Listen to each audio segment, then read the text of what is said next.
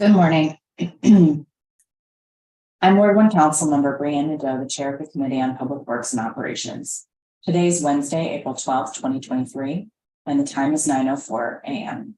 I'm calling to order this meeting of the committee to conduct a budget oversight hearing for the Mayor's Office of Community Affairs, or MOCA, as well as some of the 13 constituent offices which fall under MOCA, including the Office of Veterans Affairs, Office of Religious Affairs, and the Office of LGBTQ Affairs over the Zoom platform.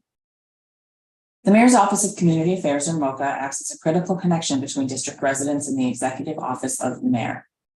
MOCA serves as a liaison between the Mayor and community organizations, civic groups, and advisory neighborhood commissions, coordinating projects that carry forward mayoral initiatives at the community level. MOCA also oversees 14 community affairs offices, some of which fall under the jurisdiction of this committee and we'll hear from today. The Office of Veterans Affairs provides outreach, advocacy, and assistance to DC's 30,000 veterans and their families. Through its district veteran service officers, the office assists veterans and their families with federal VA claims and benefits. The office also develops commemorative events that recognize the military service and sacrifice of district veterans.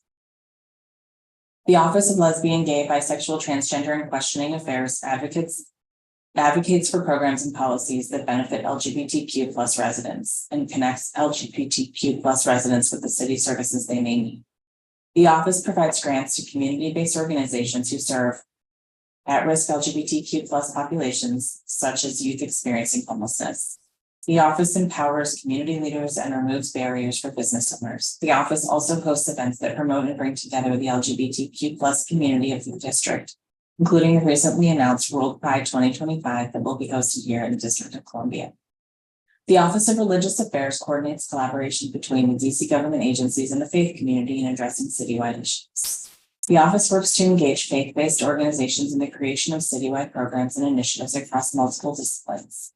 Most offices in today's hearing receive level funding in the Mayor's FY24 proposed budget, but there are reductions in funding that concern me, given those offices' critical role in making sure DC government is reaching everyone. I look forward to hearing from our public and government witnesses today to learn more about the proposed budget. I'd like to now provide some logistical announcements for today's hearing. The hearing is being live streamed at brianneknadeau.com/committee. In order to ensure we hear from all members of the public, I ask that all witnesses stick to their allotted time. Witnesses testifying on behalf of an organization will have 5 minutes to provide oral testimony, and all other witnesses will have 3 minutes. I'd also like to provide some detailed reminders about the Zoom platform and the committee's protocols for the witnesses participating today. All witnesses participating in the webinar are currently listed as attendees in Zoom. That means your microphones are muted and your video cameras are turned off. When it is your turn to join a panel for testimony, I will call your name and my team will invite you to be a panelist. If you wish to activate your video while you testify, you need to click the button in the toolbar at the bottom of your screen that looks like a video camera. There will be a frame that includes a clock keeping your time. And when your time is up, I kindly ask that you conclude your remarks so we can ensure that everyone has a chance to be heard. For any technical difficulties, you can send a message to David Minnie, labeled as committee staff, and they'll follow up with you. Additionally, if you're having trouble gaining access to the Zoom and you've pre-registered, you can reach my team at 202-741-2111 or by emailing publicworks@dc. So we'll now turn to our first-and-only panel of witnesses for the Mayor's Office of Community Affairs.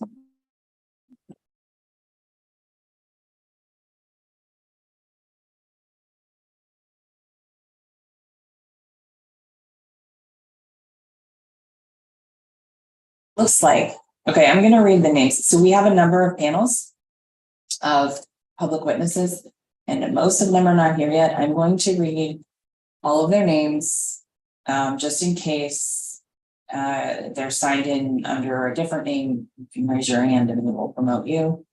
For MOCA, we have Lauren Monis. For the Office of Veterans Affairs, we have Michael Syndrome and George Kerr III. For the Mayor's Office of Religious Affairs, we have Wallace Short.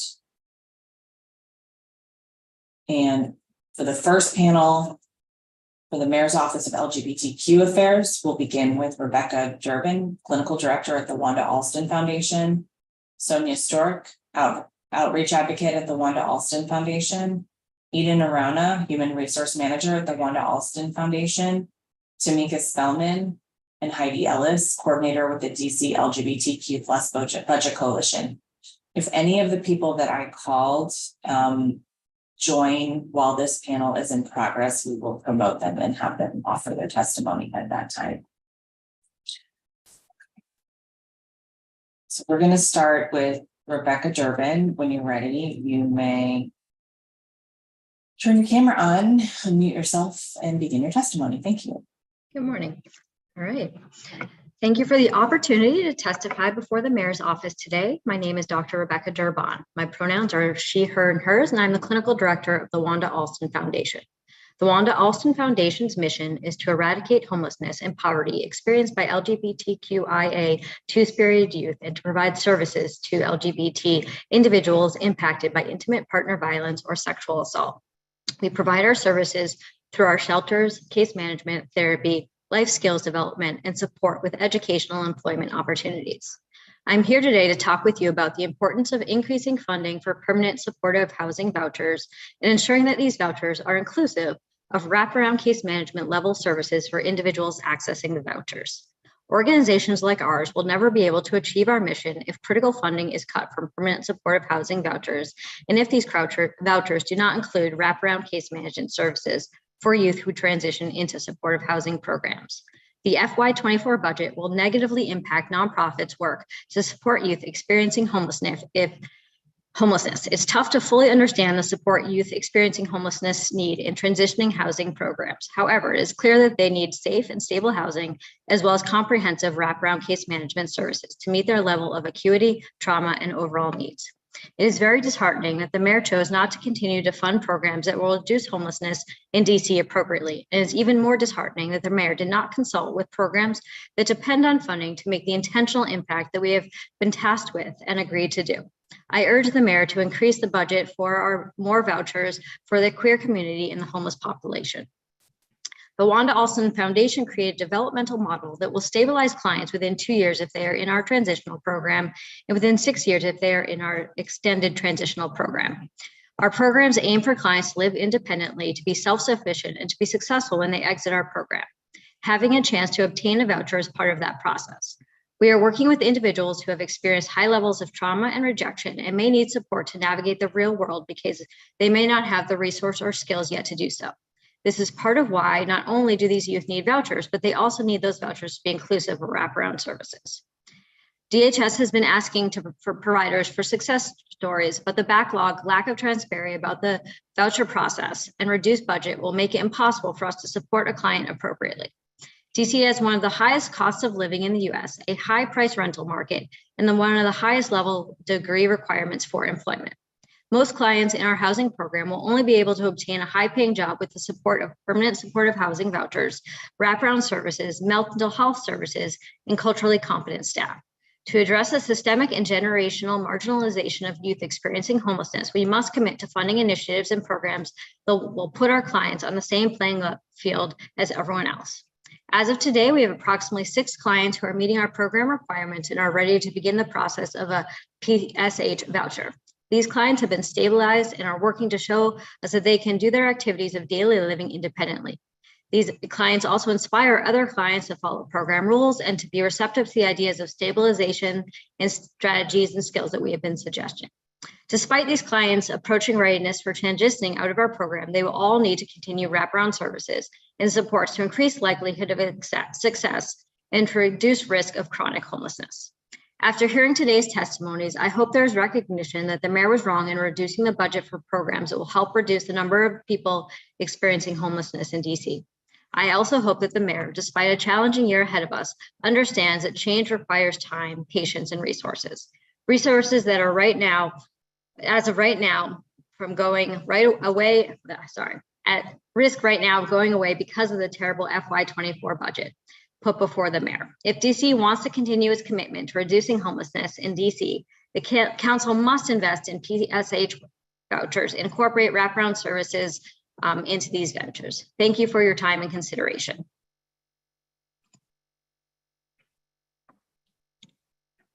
Thank you, Dr. Durbin. Thank you so much for your testimony. All right, so we will now have Sonia Stork.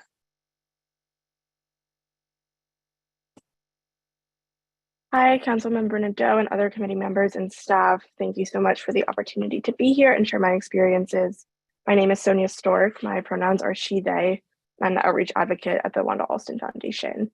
I am here to speak about the LGBTQ competency trainings that DHS requires for housing service providers, specifically creating safe spaces for LGBTQ homeless youth.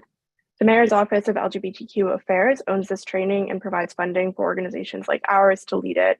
The funding for this comes from grant programs via DHS. I have been co-facilitating this training twice monthly for the last 12 months. We appreciate the Mayor and Committee's commitment to providing safe and competent care to our LGBTQIA Two-Spirited Plus siblings who are experiencing homelessness in DC. We are grateful for the opportunity to share our expertise with other service providers and engage in a discussion about ways we can better support our community. However, we recognize the need for this training to be enhanced and greatly expanded. We are glad the Mayor's Office of LGBTQ Affairs agrees with these proposed updates, and we look forward to working with them on this. We ask the Council to allocate resources to make these improvements possible. This topic, providing culturally competent care for LGBTQIA Two-Spirited Plus youth, is too large a subject for only 2 hours. The training is fully jam-packed. The feedback we receive from participants is usually positive. However, many express wanting a breakout room or more room for small group discussion. The providers who join the training often have an overwhelming amount of questions. The types of questions they ask indicate many have a very rudimentary understanding of LGBTQ issues and ways they can be affirming to the clients they work with on a daily basis. Many providers want the chance to learn more, and we want to be able to give them the space and time to really dive into the material with them and work with them on their questions. Queer youth are at more than double the risk of homelessness compared to their peers. 7% of the general youth population in DC identify as LGBTQ, but 40% of the homeless youth population in DC identify as LGBTQ. Even if they are not out as queer in all of our programs, that's potentially because they're not comfortable doing so. And the bottom line is that they are in our programs and receiving inadequate care because their providers are not sufficiently educated. And we know that many of the youth in our housing programs have left other agencies for this reason. We also support enhancing the training by bringing in the support of people who make cultural competency trainings like this professionally. The training needs to match industry standards and must be consistent across all the organizations who present the training. We also request that training requirements and funding are expanded to include first responders. Police officers and EMTs visit our transitional houses frequently, and many of them have not been LGBTQ affirming. One example is that they've used the wrong names and pronouns for clients, even when they were informed of the correct ones. And these first responders are only contacted in times of crisis when youth are not stable. And this lack of culturally competent care only further triggers and destabilizes our clients. It also discourages them from working with the first responder and accessing the kind of care they need. It also causes ruptures in the trusting relationship our staff has worked to build with our clients, and thus our ability to support them moving forward. We strongly encourage the Council to prioritize allocating resources to improve this training, to enhance it so that it meets industry standards, and expand the training requirements so it can be more comprehensive, reach more housing service providers, and give much needed tools to first responders. Thank you so much for your time, attention, and continued support. Thank you very much. We'll now hear from Eden Arana.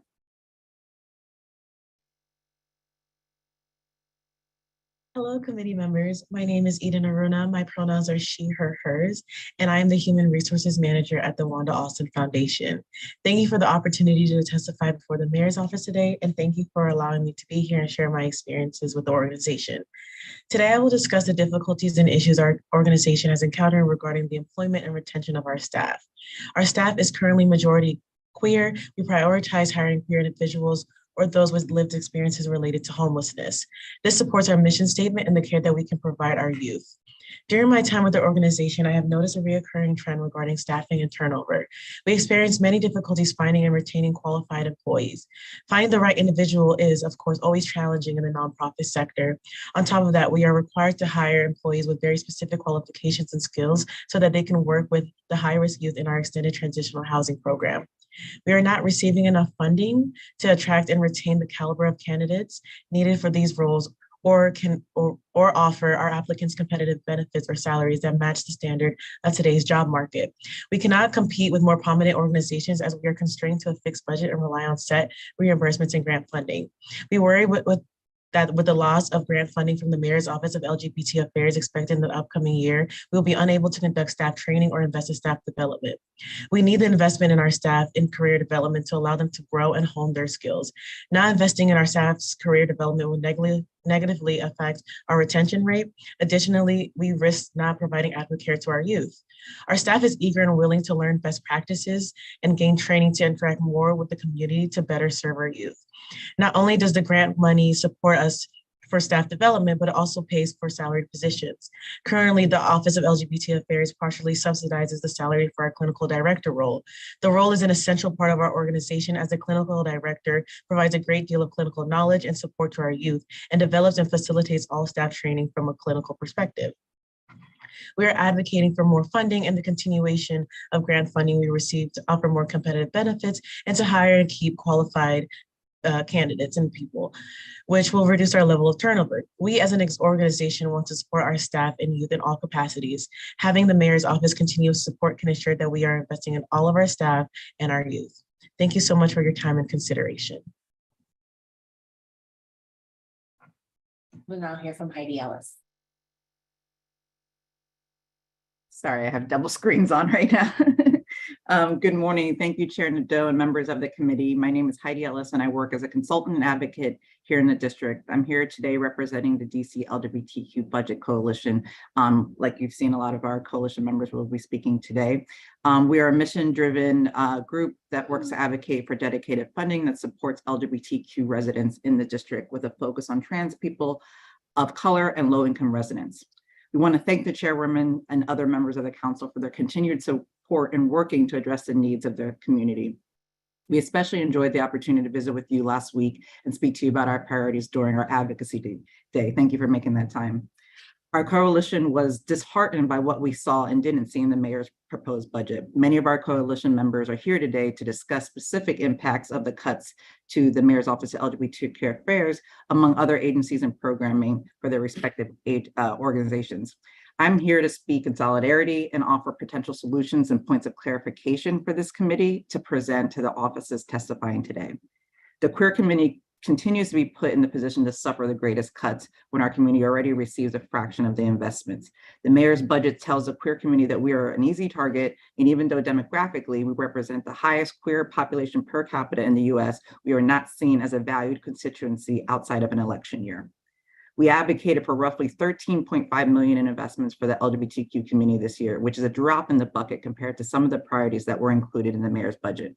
In fact, we saw significant cuts to vital programs that our community has fought hard for, including roughly $668,000 for transgender, gender nonconforming workforce programs, around $1 million for reentry housing for returning citizens. For returning citizens, severe cuts to services for queer, domestic violence, intimate partner, and sexual assault survivors, as you heard from the Wanda Austin Foundation, and cuts to the grant-making abilities of the Mayor's Office of LGBTQ Affairs, among other things. The coalition is asking, the coalition advocated for about $500,000 as an influx in grant-making dollars in the FY23 budget. We understand that we're not going to receive those levels, but we're asking the council to at least restore some of that grant-making ability for the Mayor's Office of LGBTQ Affairs, and you'll hear from other organizations on why those programs are needed and why that funding is needed. Lastly, we're asking the council to empower the Mayor's Office of LGBTQ Affairs to aid in the housing voucher crisis. We recognize the mayor is not allocating any new vouchers for FY24, and they want to address the backlog. We're proposing that the DC government utilize the Mayor's Office of LGBTQ Affairs housing specialists that we advocated for in the last funding cycle, so that they can help address the backlog and ensure that we still have a touch point for queer folks to access vouchers in the city. I'm happy to answer any more questions. Sorry for the rushed speech, but thank you so much once again for your support. Absolutely. Thanks to this panel. So I just want to I don't have written testimony for anyone on this panel, but it sounds like everybody was reading. So I know you have it. I need you to send it, all of you. So let's just bring everybody back for a second, if you could. All right, because I want to make sure that I've got a list here of all of the cuts that you want to see restored. So let's go through it. What do we got here? Yes, Who wants to jump in? Yeah, so I'll start with, since we're here talking about the Mayor's Office of LGBTQ Affairs, like I said, they had about $500,000 in FY23 for grants that went to some of the organizations represented here. We recognize that that won't be the full amount because that was actually, we advocated for those dollars for something else, but it was moved to JPER's office. So we were glad that happened because it still went to our community. But we don't want to lose all of that money. So we're asking to restore to some levels. And I would think Director Bowles can speak a little bit more to what the previous levels were to just get a sense of what is needed to still sustain some of the programming that we have here. I don't have those specific numbers.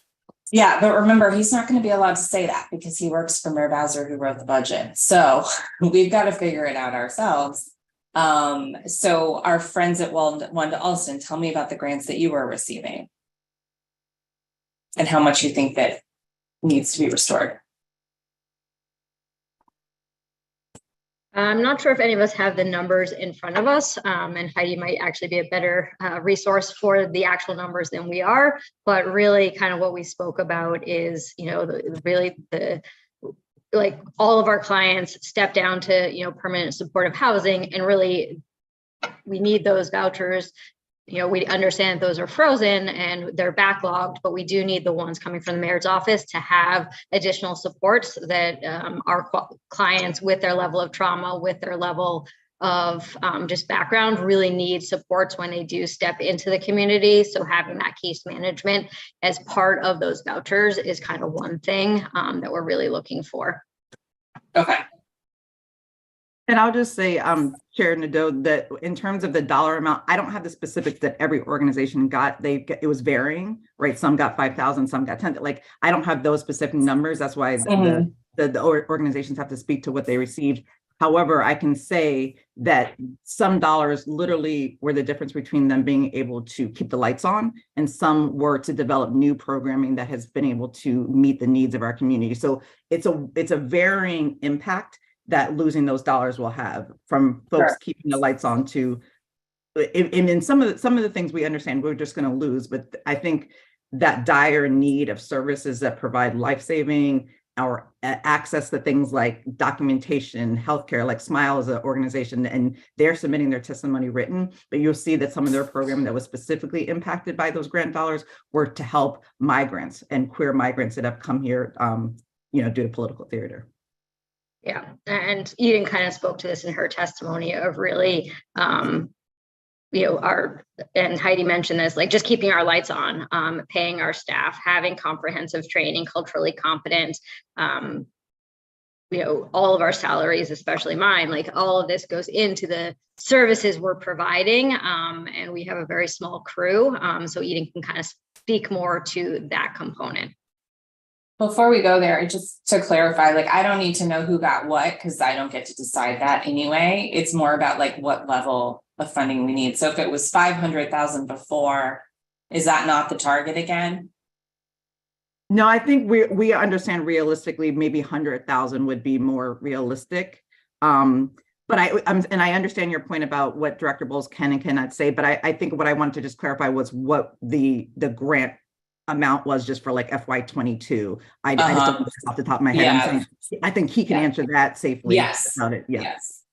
And then again, go ahead. No, I was just going to say, again, we unfortunately don't have the exact grant dollars that we received in front of us, but we can definitely include that in our written testimony and get that to you. Perfect. That would be great. And then Dr. Durbin, you mentioned the vouchers being frozen. What's that about? Can someone clarify that? Yeah, my understanding is that vouchers, we're not getting additional vouchers, and the vouchers that we do have access to don't include case management for clients when they transition out of programs, that the vouchers that are available to our clients are just for the housing, which is a huge component. And we're so grateful for that.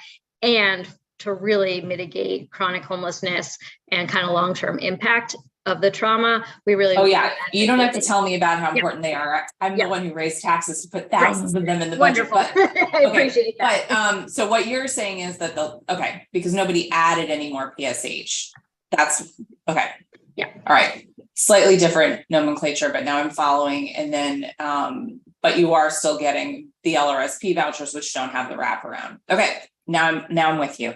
Okay, I got it. I'm sorry, Eden, did you want to chime in? Your name was invoked earlier and then I jumped right in. Yeah, I'm trying to remember and what exactly was said. Sorry, Rebecca, if you could just remind me. Yeah, just speaking to the importance for the funding for, not just keeping our lights on, but actually keeping our staff employed. Yes.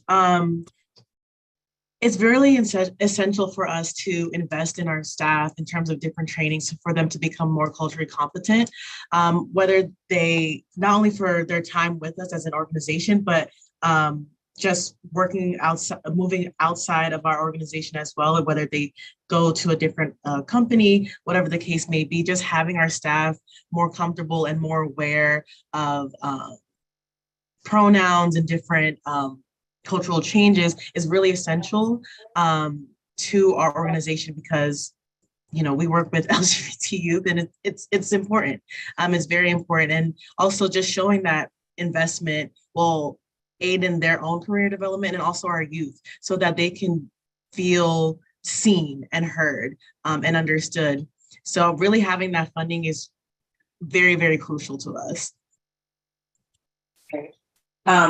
For sure, totally get it. When I was chairing the Committee on Human Services, ensuring that we had enough funding for solid foundations, which is the strategic plan to end youth homelessness, was a huge piece of my work. And I know that many of the homeless youth we serve are LGBTQ youth. And in fact, back when I was at COG, on the board of the Human Services Committee at the Metro Washington Council of Governments, we convened a whole regional conversation about homelessness among LGBTQ youth, which kicked off a bunch of things that were really important. And I think Wanda Olson might have been on the panel. It was several years ago, but in any case, a rep from Wanda Olson, of course.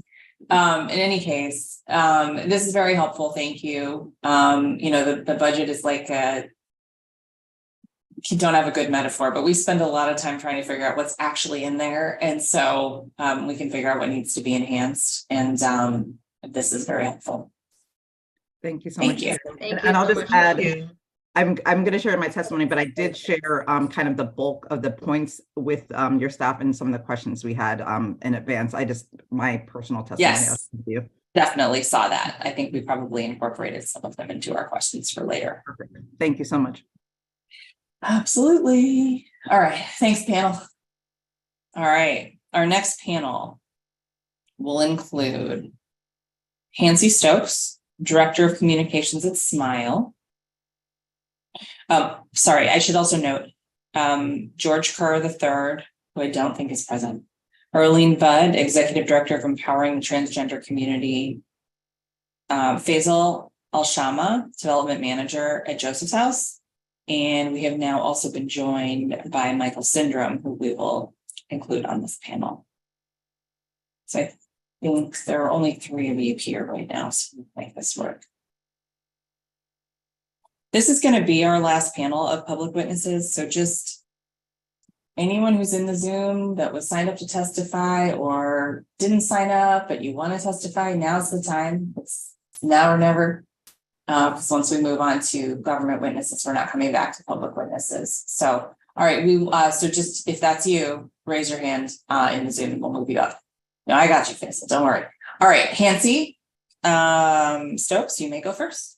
Wonderful. Good morning, Chairman Nadeau and members of the committee. Thank you for the opportunity to testify before you today. My name is Hancy Stokes. I use she, her pronouns, and I'm the communications director at SMILE.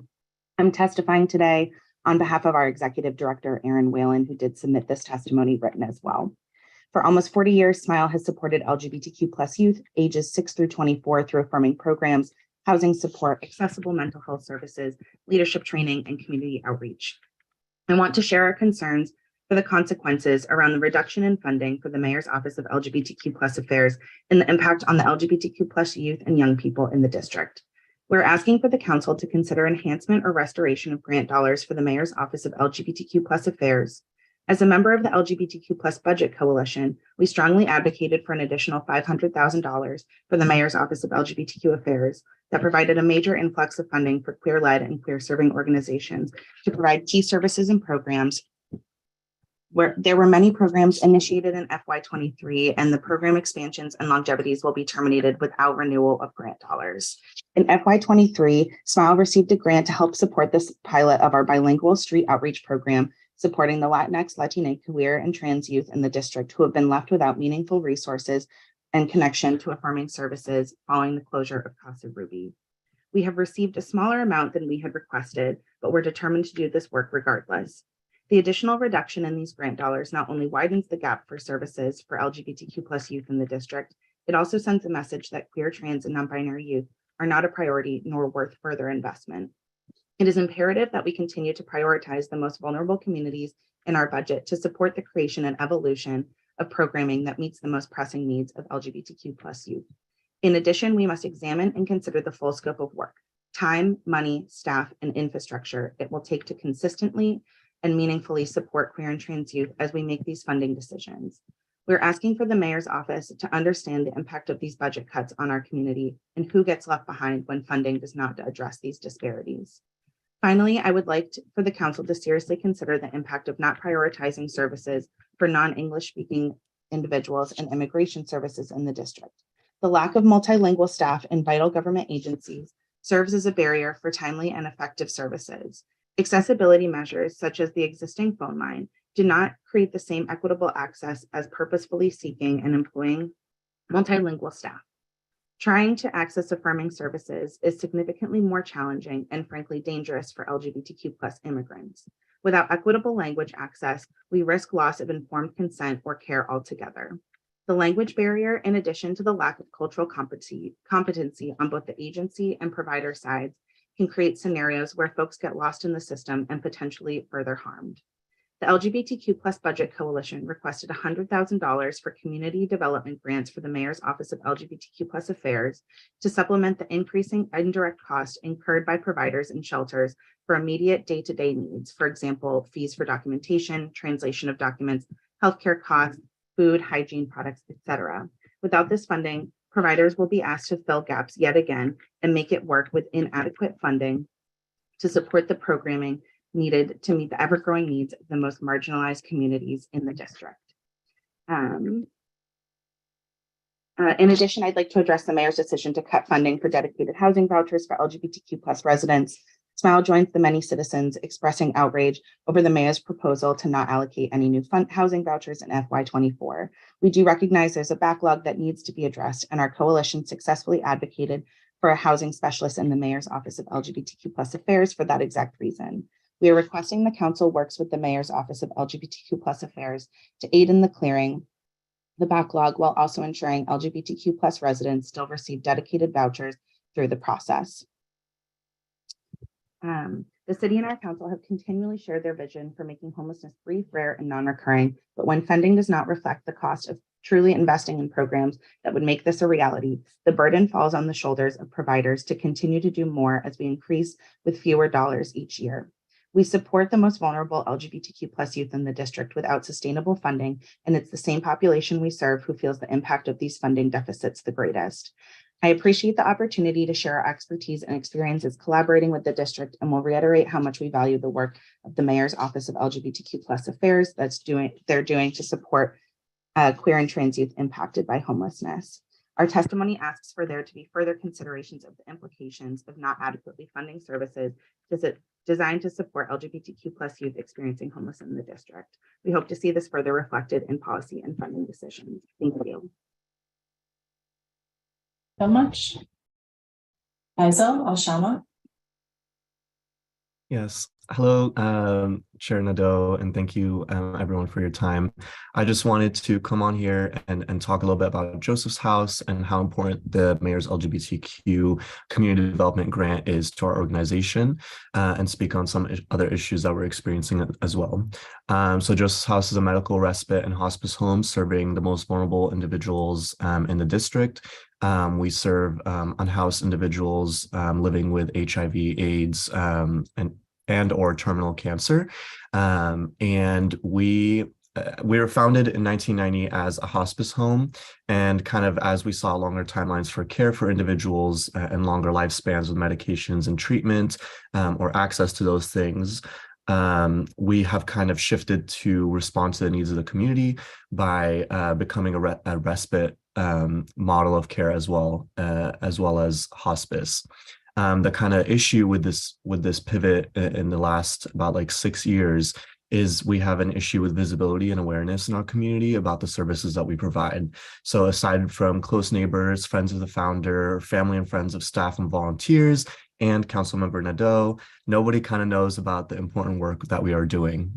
So when we applied for the community development grant through the Mayor's Office of LGBTQ Affairs, we received $20,000 for an outreach initiative, along with mental health training for our staff to be able to better handle mental health situations and provide counseling to our residents.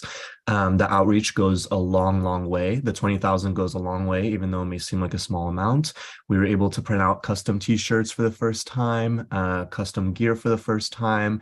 We were able to launch an outreach initiative where we're doing tabling events and reaching out to agencies about the services we provide and essentially getting new referral sources and engaging the community more, whether it's, outside of a coffee shop or through the mayor's like various events.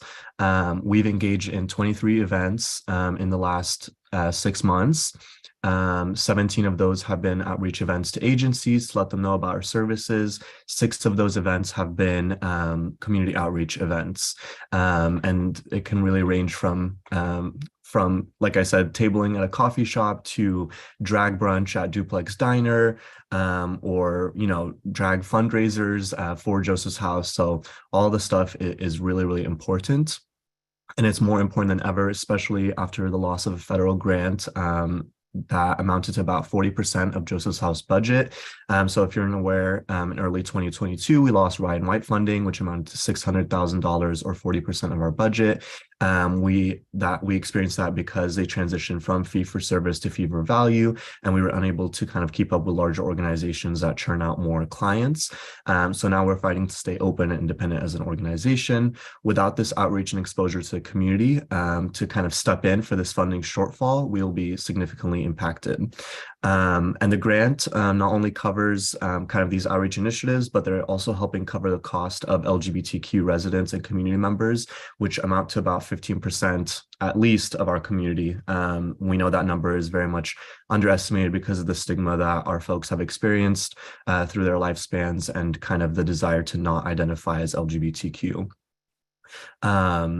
And so the costs also go into like medical supplies, hygiene supplies for our community, stuff that is really kind of helping us be able to order stuff that we would otherwise have to be frugal on.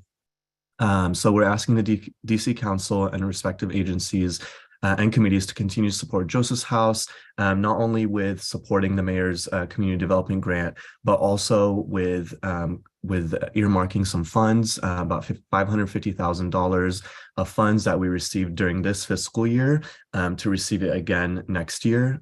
So we received $300,000 from HOSTA and $250,000 from the Department of Health. And without securing these funds again for the next fiscal year, the essential services we provide to our community is in jeopardy. And I just finally want to echo all that was said about housing vouchers. One of the main services our social worker provides is connecting respite residents that come into our home with housing vouchers while their health is stabilized. We just recently found out there was actually vouchers set aside for LGBTQ residents, which was a result of the connections made with the community development grant. And we initiated 2 residents right away with vouchers, and they're on their way to kind of securing that. As quickly as we found this out, it was announced that there will be no more vouchers coming in. So we want to echo the importance of vouchers for our community. Thank you everyone for your time, and I really appreciate it. Thank you very much. And of course, I know Joseph's House well, it being in Morgan. So look forward to continuing to work with you on those funding gaps. Okay, so our final witness today will be Michael Syndrome, who is joining us by phone. In just a moment. Very good. All right, Mr. Syndrome, you're up. I'll keep an eye on the clock for you. The clock working properly, Madam Chair. Morning, It is. Michael. It is. Go ahead, sir. Trust but verify. In any event, Michael syndrome, disabled veterans served our country more than most. I have to tell you, I am deeply disappointed. I was not permitted to weigh in yesterday in the Office of Administrative Horrors. I'd signed up. I was given some incorrect information from staffers to call in. And I got through. I was Mr. Syndrome, very sorry that happened, but let's use your time on your testimony rather than running down the clock on that. You interrupting me. Thank you. So I was on standby awaiting, and you just ignored me. Disabled veteran. The reason why you're not ducking grenades, bullets, and mortars, Madam Chair, is because we veterans, have put our life on the line for due process and fundamental fairness. Don't ever forget that. And don't be condescending to the meeting. Just because you're there now, there's recall going on. I've seen them come and I've seen them go. All right. The Office of Veterans Affairs. What's it doing? It's a ghost town. I'm facing foreclosure. I have bed bugs, and I'm not getting any assistance from there or elsewhere, which is not good. So, the money that's being funded for us veterans, I'm not seeing it. We're not seeing it. Sad but true. The staffer that was at the time when you were up and running, Sherrod Wade, doing an excellent job, kicked under the bus. He needs to be brought back. Not only brought back, but made director. He's a veteran's veteran. And it's imperative we get leadership that knows the ropes and how to deal with you all, and he does. Problem is, again, because the office is not up and running, is shuttered, is not helpful, is not good. Veterans Court, where are we standing on that? You know about that, Madam Chair? I've seen you over at the DCVA Medical Center. It's nice for you to show up and say hi, but what about Veterans Court? We have all the kind of courts, but what about Veterans Court? We've talked about that for the longest, and I've not heard you say a word about that. And moreover, the Veterans Office of Veterans Affairs is silent. That should be at the forefront, promoting that court. We have all other courts, and again, freedom ain't free, because we veterans have put our life on the line for due process and fundamental fairness. And so, keeping your eye on the clock, albeit incorrect is all. And again, yesterday, I was not permitted to weigh in the Office of Administrative Horrors. That's not good, not appropriate, not proper. That's defending the indefensible. Minimally, you all need to get the correct information, and if I'm on standby on my landline phone, I should be acknowledged. I was told by Nicole that a note was sent to you, and you just ignored it. So I'm going to ignore you, okay? All fair in love and war. You want to throw down? I'm a soldier. There's fighting in my blood, so it's on. So it is the veteran, and I'm concluding. It is the veteran, not preacher, who has given us freedom of religion. It is the veteran, not reporter, who has given us freedom of the press. It is the veteran, not poet, who has given us freedom of speech. It is the veteran, not campus organizer, who has given us freedom to assemble. It is the veteran, not lawyer, who has given us right to a fair trial. It is the veteran, not politician, who has given us right to vote. The veteran who salutes the flag, who serves under the flag. God bless America and our troops. The reason I also reiterate and focus on Office of Administrative Horrors, that's the administrative body that adjudicates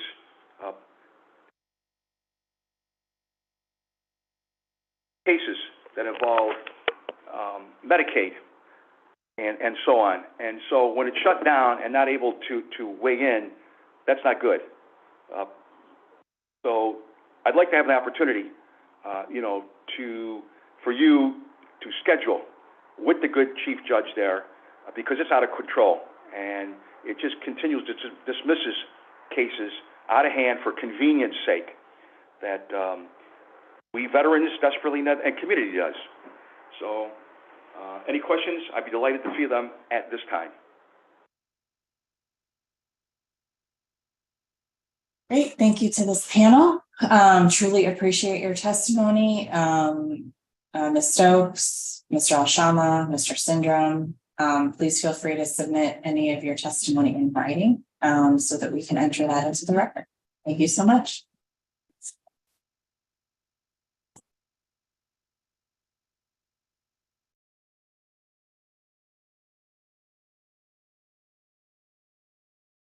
Okay, so we'll now turn to our first government witness from the Mayor's Office of Community Affairs.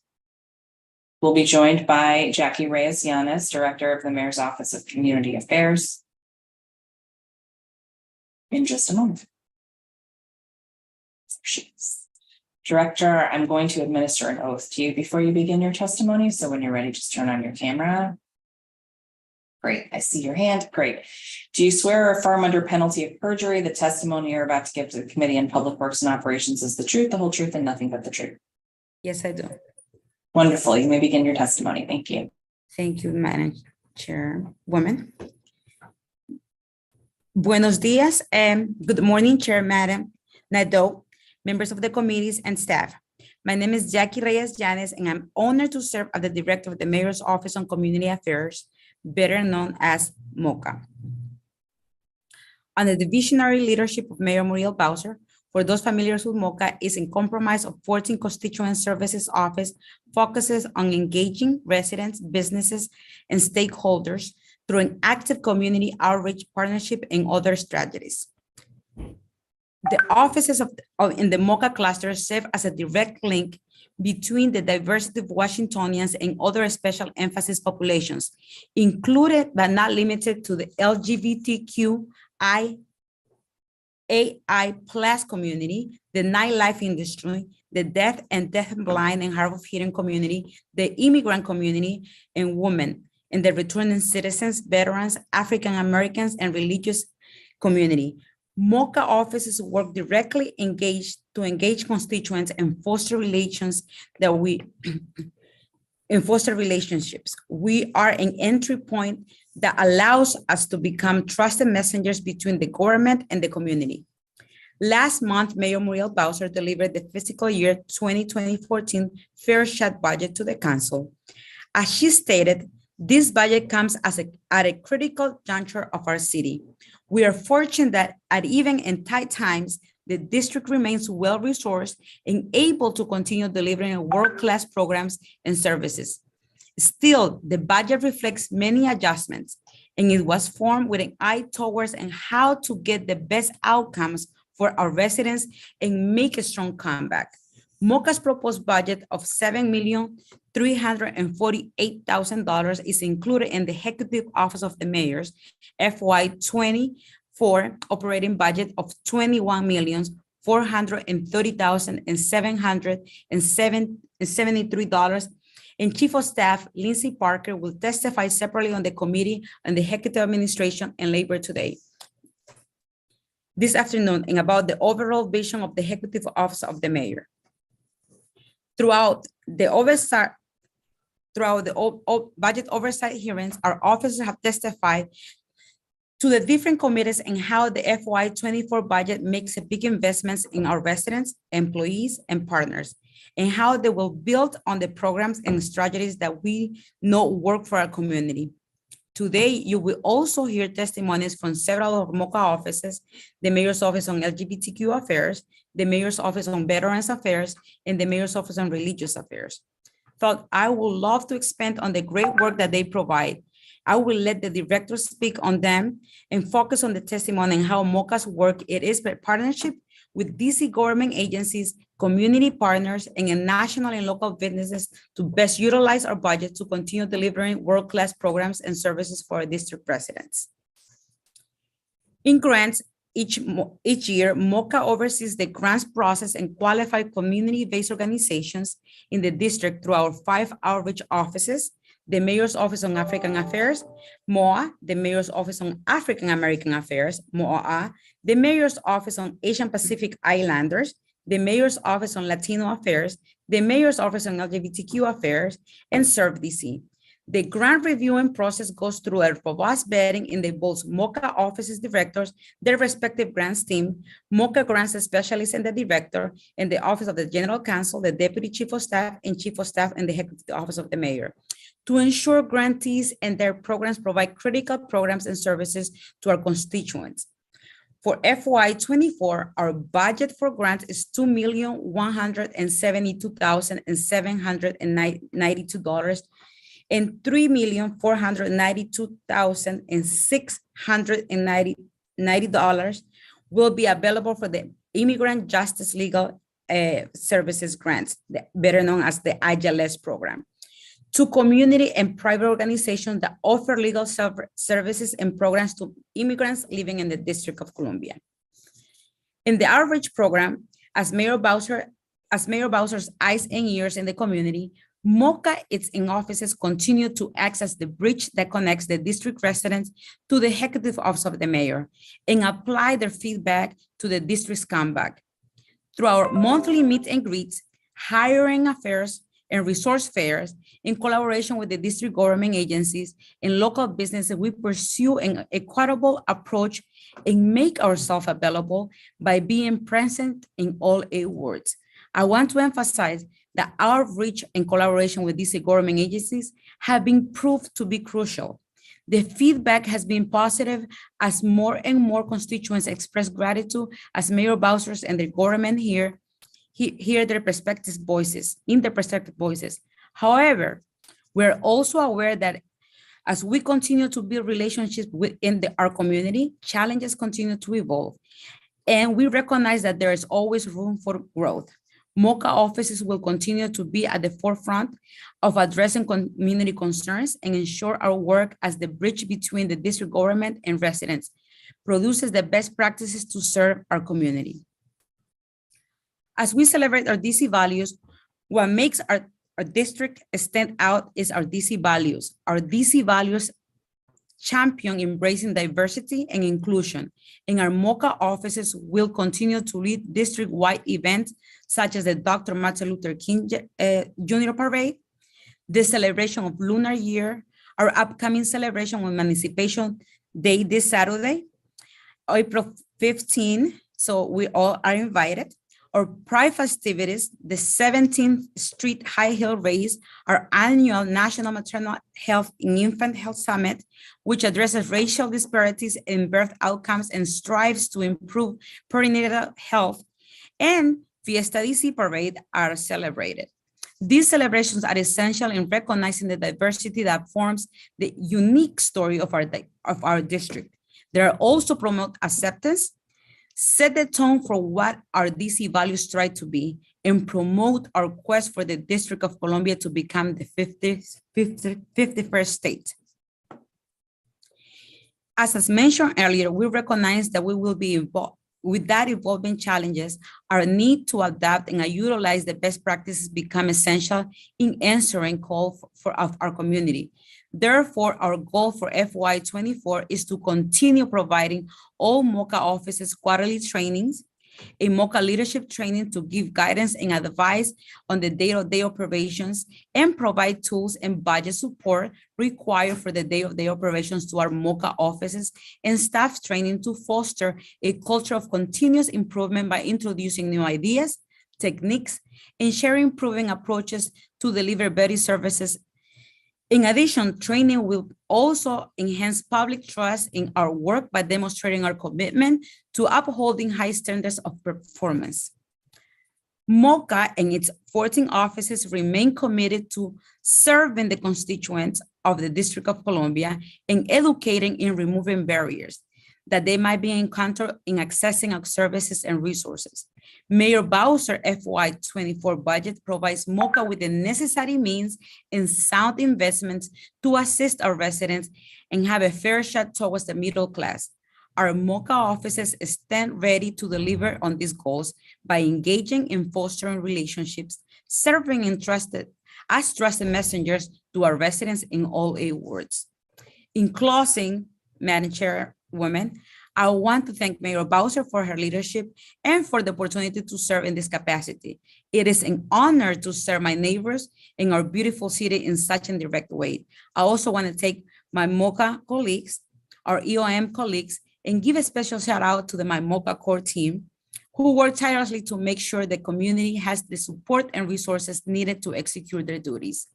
Thank you, Chairwoman Nadeau, for this opportunity to testify. I welcome any questions for this committee. Mil gracias. Director, thank you very much for your testimony. I want to start with some questions sent to us by the Council Office on Race Equity that will help me better understanding the racial disparities that may exist in your agency operations.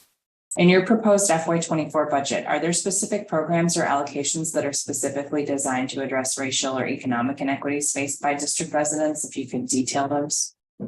Yes, Madam Chairwoman. So we have each individual offices, and each offices has a mandate, like LGBTQ has a mandate to address LGBTQ issues.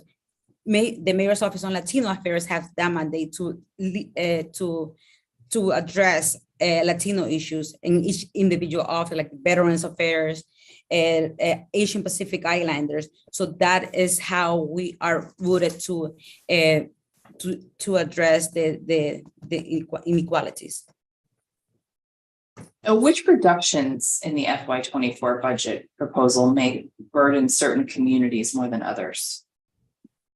So it's as my job to address all of these issues. We are you read on my testimony that we make trainings and assessment with the other directors, so no one of the offices are taking a hit more than the other ones. So if we have, and you can see, like if we have the women's event, we bring all in the MOCA umbrella, and we are making sure that everybody gets addressed, nobody's left behind. How much of the work that you're doing is collected or disaggregated by race? Are there performance or operational data points that could be collected by race that aren't? Yes, and then I think we are submitting that to your committee, Madam Chairwoman. Yes, each office has surveys and also collect data by Eventbrite, by word, and also each office is, like I said, LGBTQ will have all of that. Latino affairs, veterans, they will have in each individual database.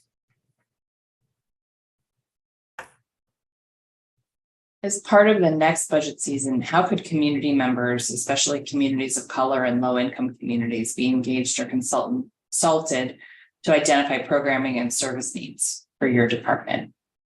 Yes, so the mayor holds the budget forums. That is the first step into it, and then we have the reviews, and we have heard from our witnesses, and also we are going to the ANCs. The mayor has started her first budget at the ANCs. I know that one of my directors they have been assigned to go to ANCs, and we're getting feedback from different community members and stakeholders, CVEs. How many staff members serve under MOCA? Under MOCA, we are 102 total positions right now. How many vacancies do you currently have? We have 12. Can you describe for the committee some of the major activities carried out during fiscal year 2023 and the accomplishments of which you are most proud? Yes. So we have done, like I said, the meet and greets. We tried to do meet and greets all over the 8 wards, and which were very successful. And we are doing, like I said, the initiatives for different, all of the 14 constituent offices. I can, like we started in January with the Martin Luther King parade, but also we have done our commissions meetings, and we have done roundtables. Like Veteran Affairs has monthly roundtables. Caribbean Affairs, who is a new office, have done roundtables and job fairs, open houses. So all together in FY23, we had, and I testify on my budget oversight, on my performance oversight, 433 events, Councilwoman. Wow, thank you. Are there initiatives from FY23 that you don't plan to continue in FY24, and how much of that is due to funding versus changing circumstances? Chairwoman, I think that our work is track record. The budget is not going to be affecting our day operations. We are planning, and we have a look ahead with our initiatives, and we are up to like 3-4 events a day. And what are we doing now is being more strategic and doing by the mayor's priorities, that we're assigning our programs to go towards and implement. We are not stopping a beat on it. Just back to your 12 vacancies for a second. What positions are those? So we have different different positions throughout the MOCA offices, but my core team is fully, my 5 people are full, but there are a few MORCA, the Mayor's Office on Returning Citizen, Mayor's Office on Latino Affairs, so we have all together. Got it. But we're working very diligent with the Mayor's Office of Talent and Appointment to fulfill, and we already fulfilled the vacant of the Director of the Office of Women's Policy, Natasha Dupi, who's a brand new director, a very energetic woman, so we're happy with that appointment. Excellent. And what new programs or initiatives are you planning for FY24? So we are keep on growing, and I said we are ready for the comebacks. So we are working very diligent. Today, the mayor is kicking off the Jazz Downtown, activating downtown. So we're working with a small businesses. We are gonna invite you, Councilwoman, for the Latino Week, Restaurant Week, coming up next week. So you can come and join some of few Latino restaurants in World One, but also we are initiating the cultural destinations. So the Mayor's Office on Asian Pacific Islander, we are working with Chinatown, working with the business and stakeholders, LGBTQ, we're relaunching the GoGo. So it's gonna be a very busy FY24 in the Mayor's Office on Community Affairs. How much capacity picking up on our conversation for performance oversight, what's the status of planning new arts and culture districts? Last we spoke, you indicated that MOLA was working on that.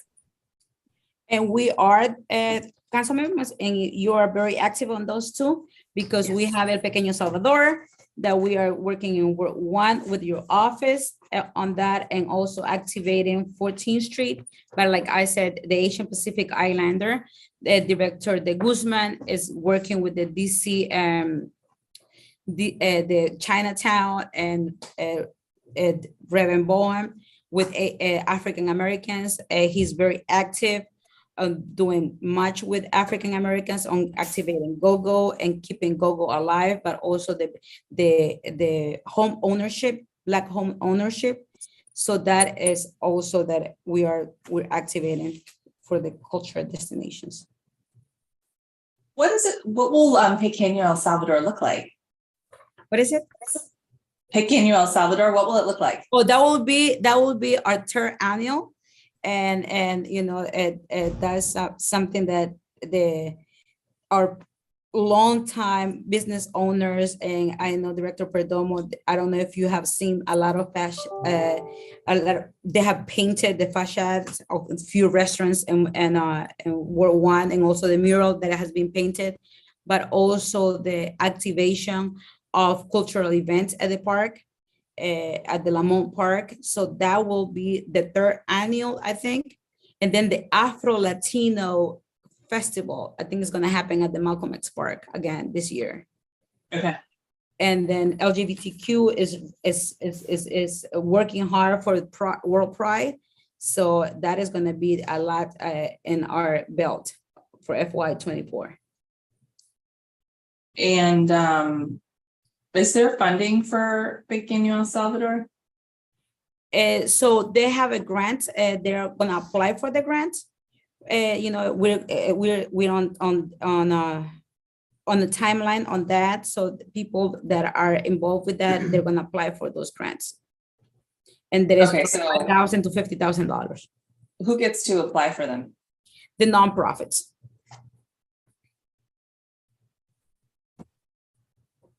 Since it's in Mount Pleasant, you know, it will be the grant. It's announced to everybody who wants to apply and take the lead on that.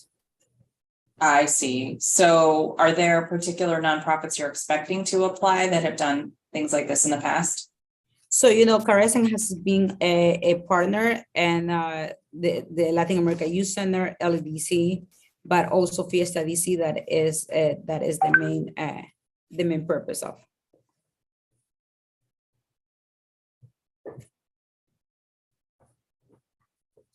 How much capacity was freed up by scaling down of pandemic-related programs like Stay DC?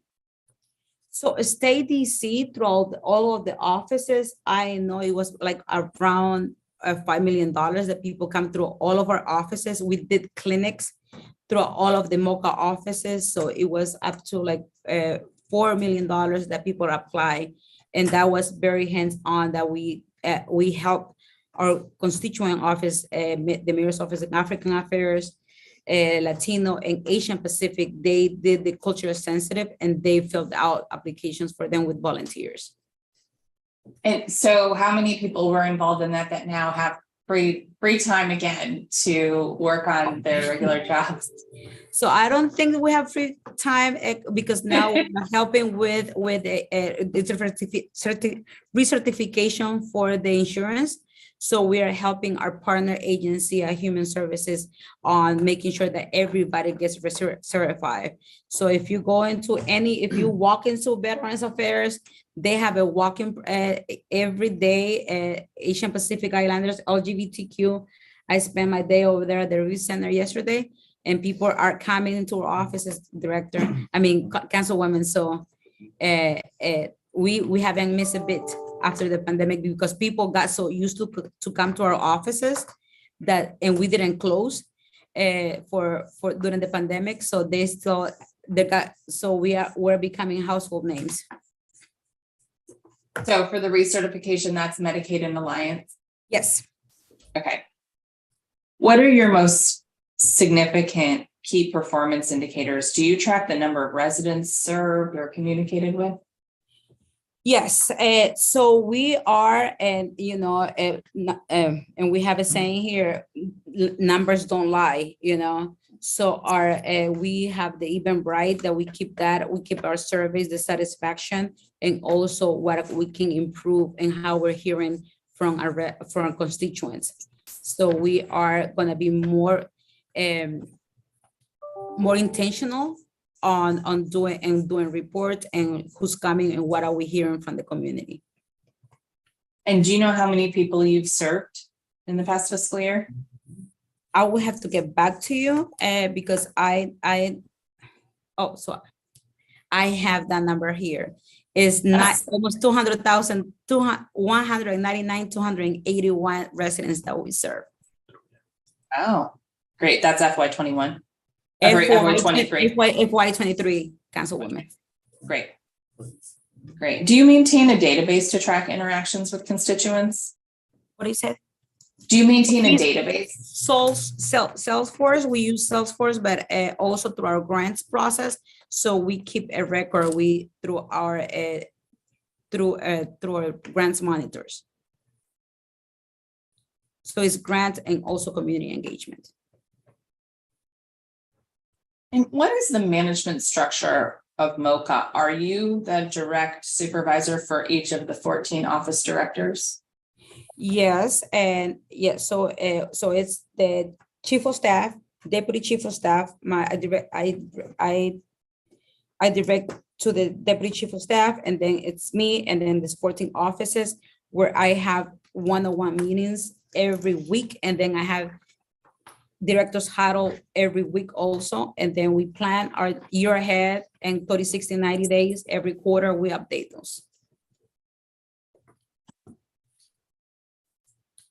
Is there a reason that not all 14 offices are budgeted in the same way? For our committee, it looks like LGBTQIA office and religious affairs have their own program within EOM's budget, but Veterans Affairs has a budget chapter all to itself.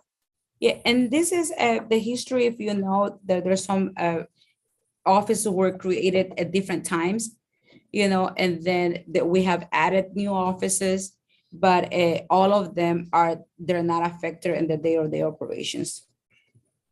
And they have, and LGBTQ has a grant authority now. We give grants. African American Affairs, who have merged with other offices, have grants also, so they have the same functions. So how the offices are set up, it doesn't affect the day-to-day operations or the services that are given. Do you think it would make sense to standardize how they're budgeted? I think that we have a good program with set up with them because we are very from the core team and the way that we are set up through the strategic planning. Everybody gets equal amount of the operations that they need and the budget that they need. And are you also directly overseeing the MOCR office? The MOCR office is oversees by the deputy chief of staff. Okay. But we work very closely together. We're in the same bullpen. Back to your budget again. Sorry. Did you do any reprogramming in FY22 or 23? Not in my office. Okay. In any of the 14 offices? Yes, and the offices, yes, and they were directed for I think it was for 50s, like for supplies. Oh, for supplies. Okay. Yes.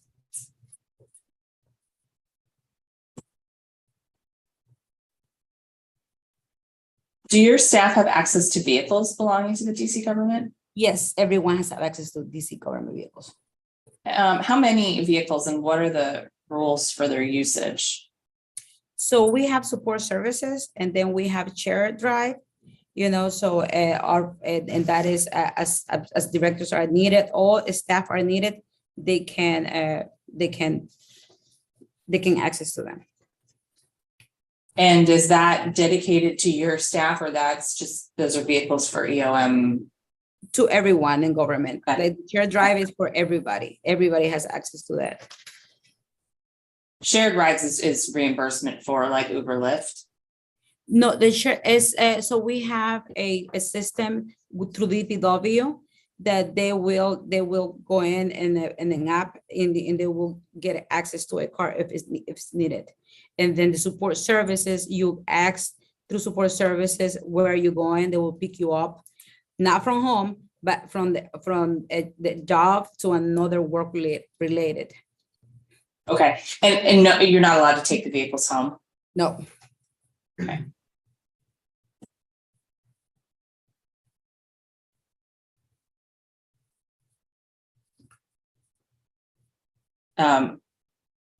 Great. I feel like at one point, maybe not under Bowser, there were take-home vehicles for like mokers and such. So it's interesting how that policy. You've been around a long time, so you probably know the policies changed. Yes, councilwoman, but I don't supervise smokers because they have to be they're first responders.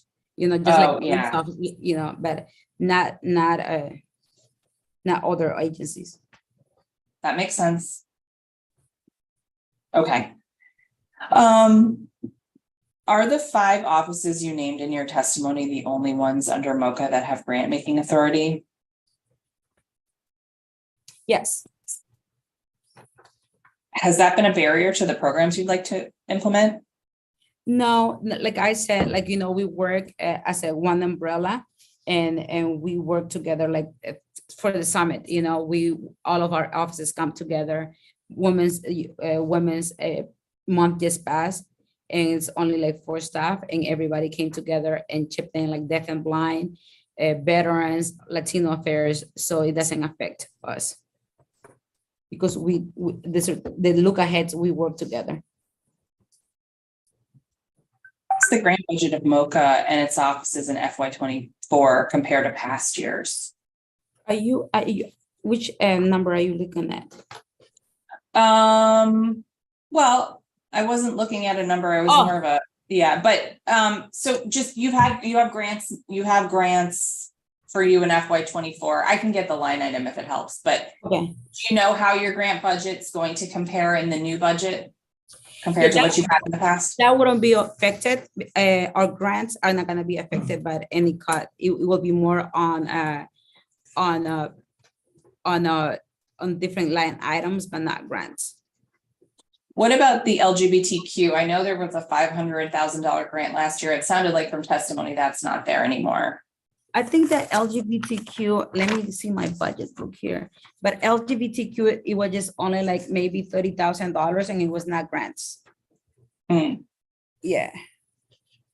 So it looks like you have 2.1 million for FY 24 that's what you said in your testimony. That's what I said in my testimony, yes. Is that the same as you've had in the past? That was, yeah, including the IJLS councilwoman. Okay. Yeah.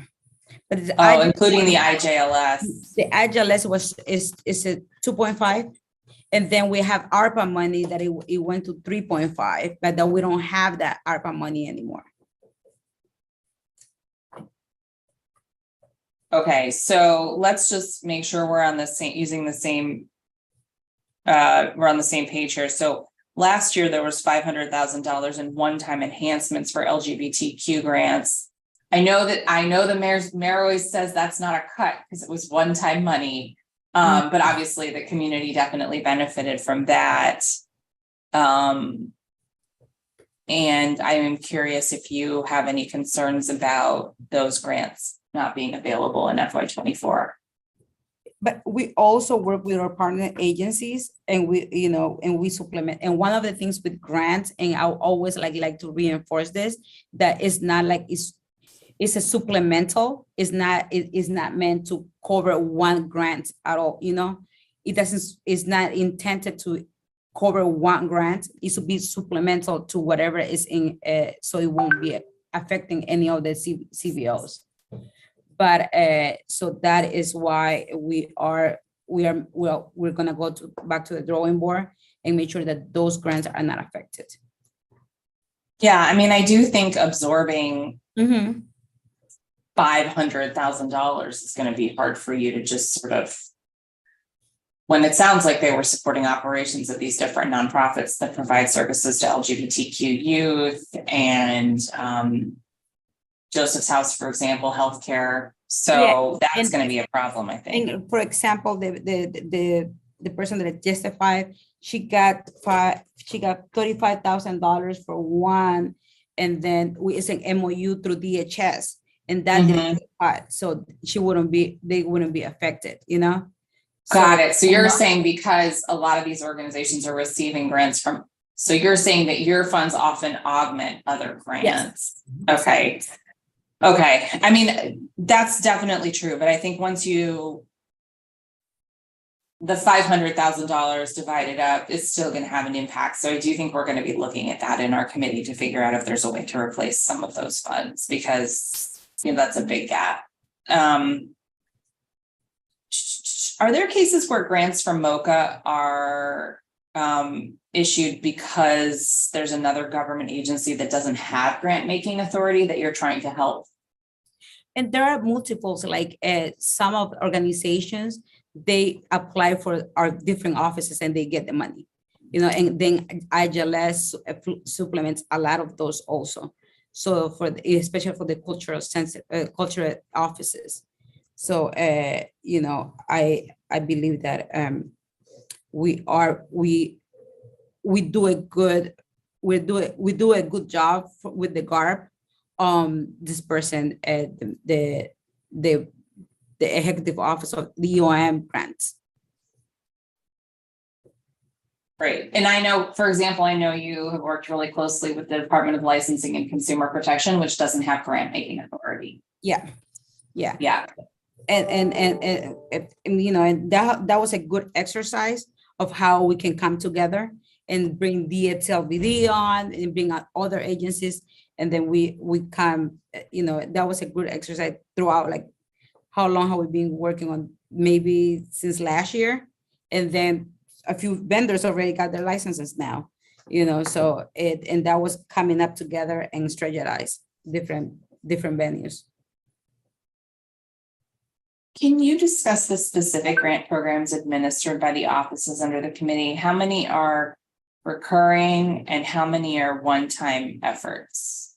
Yeah, so we have a total of 148, and then coming back 112, and new 36. 148 grants in FY 20. Grantees, yes. Grantees, okay, grantees. And then 112 coming back. And new 36. Oh, okay. So that's all of that's explained. That's your FY 23 breakdown. Okay. Um, are they all competitive grants? Yes, ma'am. And how does your office or the constituent offices make residents and community organizations aware of grant opportunities? Once the timeline hits end, it goes to the clearinghouse with ServDC, and they send a funding alert that goes every 2 weeks. After that, we make sure that we are doing newsletter, text messages, every way possible to for everybody to know that is they go to the clearing website, they go to our website, text messages, newsletters, and so forth. That everybody. Okay, that makes sense. Thank you. Sorry to cut you off. Feel free to continue if you like. That's fine. Okay. Does the office track the number of applicants? You did. You just gave me that. How about the diversity of the pool of applicants? Yes. So we have the grant reviewing process that is consist of it goes to the community. It goes to the what is the website? The grants website. Zoom grants. So, and then we have community of people that sees it, then it comes to the agencies and the grants monitors and grants managers and the MOCA office. Then once they review it and they go through that process and to see, who has have a strong grant, it goes to my office, the grant manager in my office at MOCA. It goes to my review, and then it goes to the general counsel, the deputy chief of staff, and then the chief of staff. So they make sure that we don't miss any diversity, who's coming next and who's doing that. If the report has been on time, they have the clean hands, that we don't have any loopholes on the grant, on the community-based organization that apply.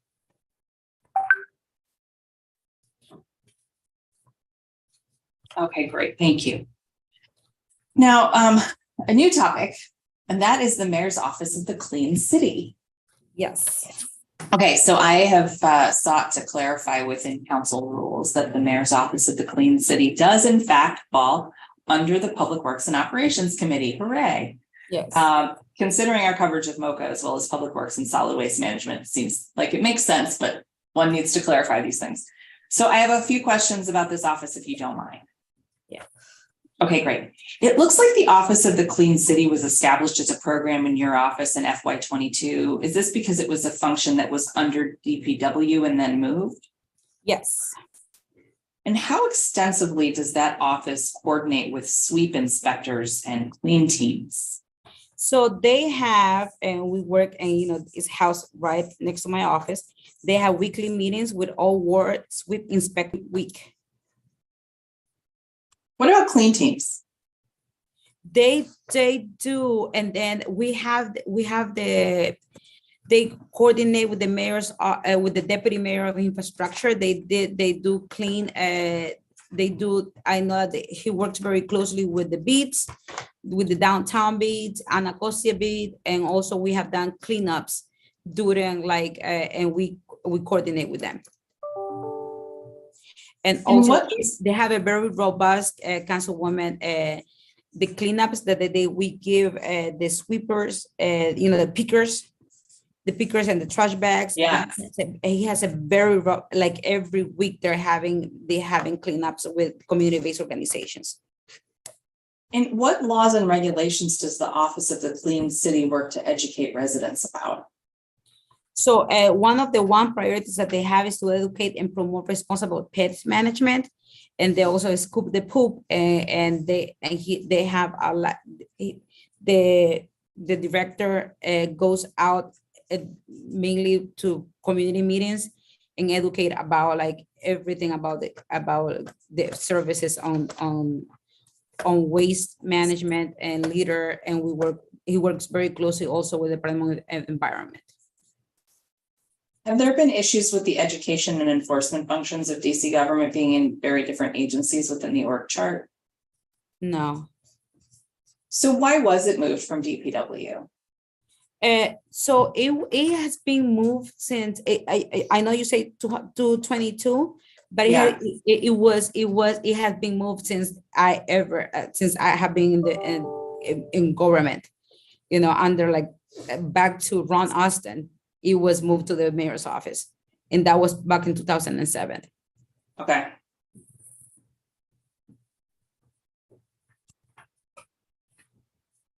It seems like there have been a lot of new Adopt a Block signs going up recently. Are you able to talk more about that program? Yes, so the Adopt a Block program allows residents and organizations and business to the opportunity to adopt their block. This program requires, so it has been 1,336 total year to date. And then we have, I think that we gave you the breakdown by wards. Yes. We'll look at that. Yeah, so the Ward 1, I know you'll be interested in Ward 1, 170 blocks. Ward 2, 58 blocks. Ward 5 is 220, 212. The most is a Ward 7 with 244 blocks. They can apply, if people are listening to us, they can apply to adopt your block, adopt a block.dc.gov.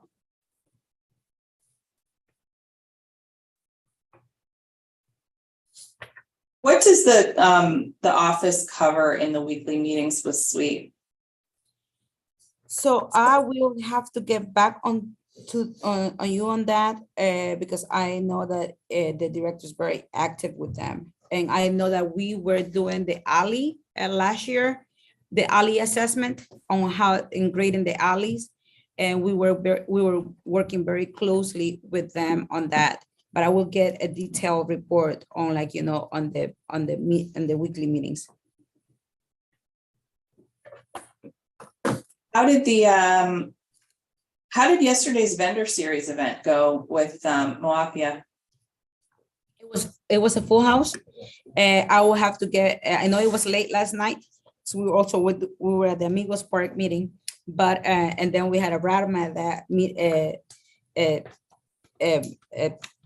fasting here at the Wilson building, but it was well attended. 75 plus. Okay, thank you.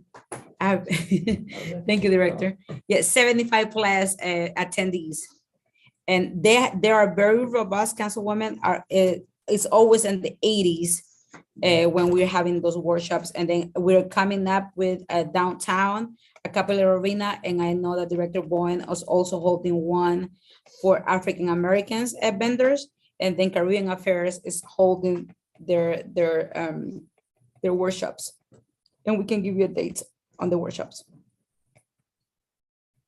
Fantastic. Well, thank you. That's all I have for you. Mil gracias. And we're next for the next one, Veterans Affairs. Yes, we just moving the hot seat around. Yeah. Very good. So we'll now be joined by Elliot Timingo, Director of the Mayor's Office of Veterans Affairs. It's just a minute.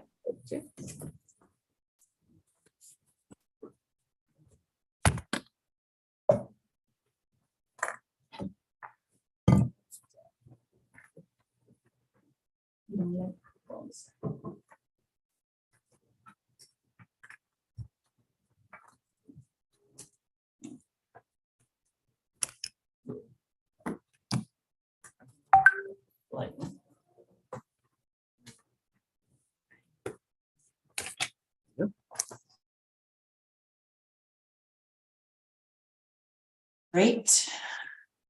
Director, if you are ready, go ahead and turn on your camera, raise your right hand. Do you swear or affirm under penalty of perjury the testimony you're about to give to the Committee on Public Works? Yep. Can you hear me? Can you hear me, Director? Can you raise your right hand? Yes, sorry about that. No problem. Okay. Great. All set? Great. Do you swear or affirm under penalty of perjury the testimony you're about to give to the Committee on Public Works and Operations is the truth, the whole truth, and nothing but the truth? Yes, I do. Wonderful. You're welcome to begin your testimony. Okay. Morning, Councilmember Nadeau, members of the Committee on Public Works and Operations, staff, and all those who testified today. I'm Elliot Domingo, Director of the Mayor's Office of Veteran Affairs. I'm a 15-year veteran of the U.S. Marine Corps, split time between active duty and the reserves, as enlisted infantryman and a communications officer. I am pleased to testify before you today on Mayor Bowser's fiscal year 2024 plan, which allocates $1,198,856 to the Office of Veteran Affairs. The FY24 budget reflects the 6 goals she presented in her 3rd inaugural address: making all 8 boards resilient and sustainable, building students a pathways to success, keep growing the middle class, prioritize DC resident safety, and receive full representation in Congress. MOVA's FY24 budget links directly to these goals through its 3 pillars of services, programs, and outreach. Over the past year, MOVA served, enrolled, or directly engaged 3,316 DC veterans and their family members. DC is open, and MOVA has resumed in-person operations for all services and programs, while continuing virtual support to our district's 30,000 veterans, their family members, and caregivers. FY24 will be focused on maintaining the quality of its current services while developing new programs and outreach initiatives. MOVA's primary service is assisting veterans, veteran spouses, family members, and survivors in applying for their benefits from the U.S. Department of Veteran Affairs. By initiating or reopening claims on their behalf, MOVA's FY24 budget funds 2 accredited district veteran service officers who complete benefit submissions on the veteran's behalf, advise veterans on the VA appeals process, and notify veterans about claims decisions as they received. During FY22 to FY23, MOVA assisted and filed over 200 claims for over 200 DC residents, resulting in 106 awards, which totaled $899,733 in recurring federal monthly compensation, and $124,703 in one-time retroactive payments.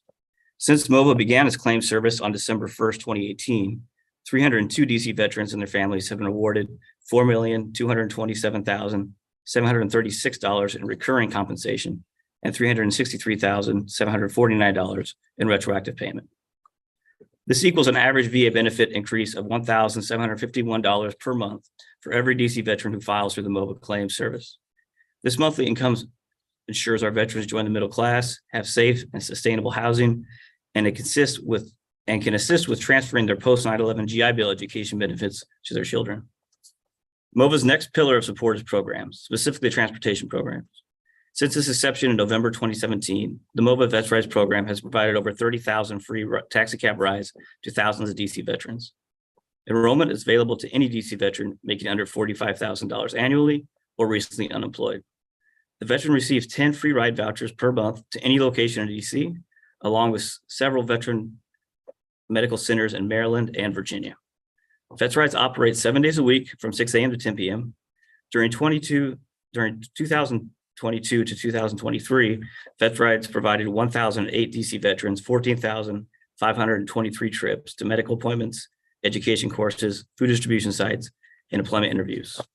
During January and February of this year, the Vets Rides vendor Transco developed and tested a Vets Rides application, which is proprietary to DC government. Veterans can now book rides through a mobile tracking service to book or continue to call the dispatch center. If a new vendor is chosen for Vets Rides, the application will not be affected since it is owned by MOVA. Any changes will be transparent to the user. During FY24, MOVA will allocate $200,000 to ensuring the program provides safe and reliable transportation option to and place our veterans on a pathway to the middle class and grow our downtown economy. October 1st, 2022, MOVA and the Office of Tax and Revenue launched a DC Disabled Veterans Homestead Deduction Tax Program, which waives property tax for the first $445,000 of residential real property owned by a veteran who has been classified by the VA as having a total and permanent disability as a result of service incurred or service aggravated condition, or is paid at the 100% disability rate due to unemployability. If a properly completed and approved application is filed from October 1st to March 31st, the property will receive the veteran homestead deduction for that entire tax year. To date, MOVA has processed 83 applications. When combined with these deductions, it equals an estimated savings of $210,000 for wounded warriors. The program will remain funded for FY24, allowing our veterans to maintain resilient and sustainable housing in all 8 wards. MOVA's third pillar of support is outreach and community engagement. MOVA's FY24 budget fully supports its outreach efforts to promote its services and relay the important messaging around DC statehood and DC public safety. During FY22 and FY23, MOVA hosted monthly roundtables and hosted its third annual DC Women Veterans Day social and recognition ceremony. Daily community engagement includes over 50 phone calls from DC veterans and family members. MOVA's intake officer, Carol McDowney, screens these calls and then refers to a MOVA's service program or partner agency. MOVA also assists veterans at risk of homelessness. Our team makes direct referrals to transitional and supportive services for veteran families, which are our housing partners, advocates for veterans with housing vouchers, and connects veterans to respective personnel for housing delay and issues. Another key component to MOVA's outreach plan is social media and communications.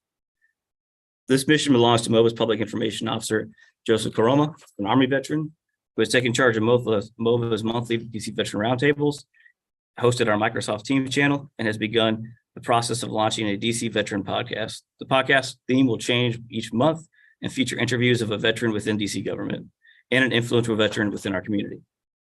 MOVA will also capture each veteran's story for publishing to the Library of Congress Veteran Oral History Project, which is a collaboration with the Office of Congresswoman Eleanor Holmes Norton. MOVA's LGBTQIA+ veteran coordinator, Fallon Williams, has been developing multiple programs and projects since her arrival in November 2021. During 2022, weekly office hours at the Reeves Center provided 28 veteran services and organized the 2022 capstone event reflecting on the 10th anniversary of the repeal of Don't Ask, Don't Tell, with an excellent panel of LGBTQIA+ veteran leadership and allies. During 2023, an LGBTQIA demographic study and needs assessment will be completed across all 8 wards. The RFP has been released by DCOCP and vendors are being considered. In closing, the resources allocated to the Mayor's Office of Veteran Affairs in FY24 budget will play a critical role in assuring our veterans and their families receive the benefits they've earned while providing direct support to Mayor Bowser's third-term goals and initiatives. The council are critical allies in this effort. I appreciate the opportunity to testify today, and I look forward to answering any of your questions. Very much for your testimony.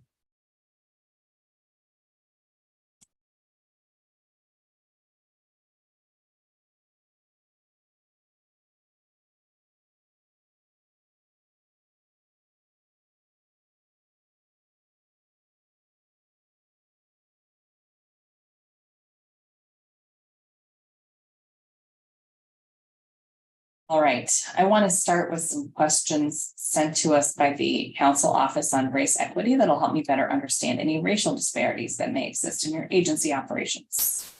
In your proposed FY24 budget, are there specific programs or allocations that are specifically designed to address racial or economic inequities faced by district residents?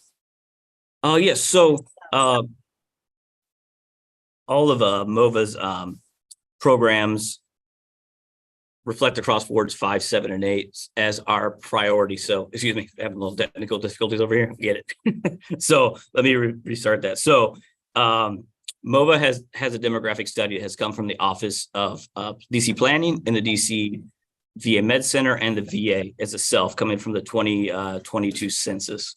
So what we've seen is we know that wards 5, 7, and 8 are majority of where our at-need veterans are. And those wards equal 70% of our African-American veteran population. So our programs like Vets Rides focuses on those wards due to the fact that it's that 45,000 or below for that need. So we can ensure that those vouchers are going to people who need them the most. Also, our CCU program with Pathways to the Middle Class ensures that we can get those veterans a driver's license by focusing on doing waivers of some of their traffic tickets and towing costs. And finally, our claim service is what really matters when it comes to getting our veterans on that economic pathway to the middle class. When we look at, we started the claim service back in 2018.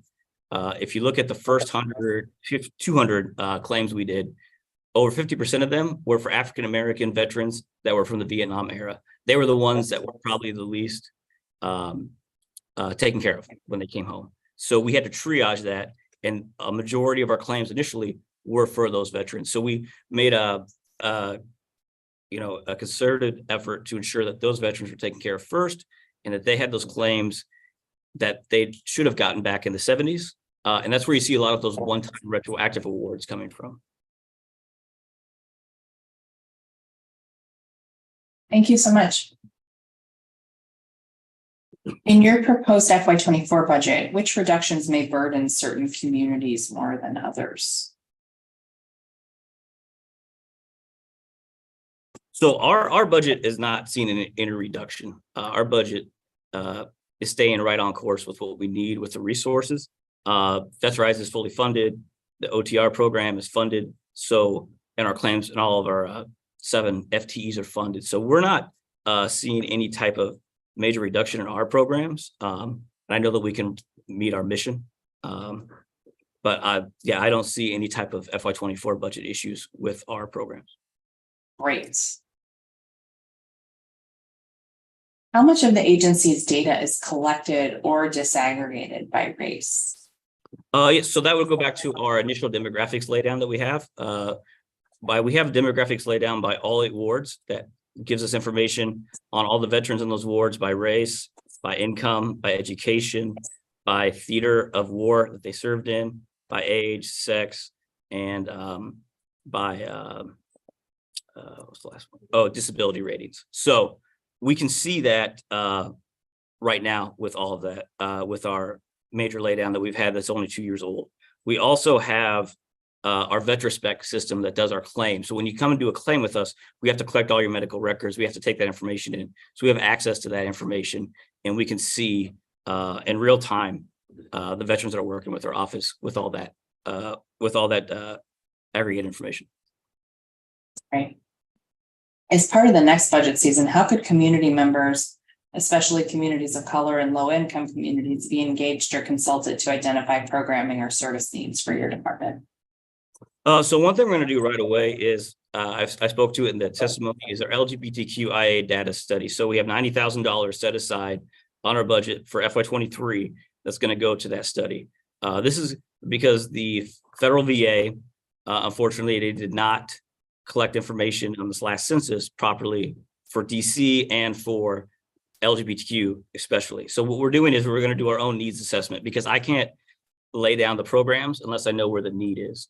So this will give us our good baseline. And once we have that baseline, then we'll be able to move forward and focus on that community that I know has needs.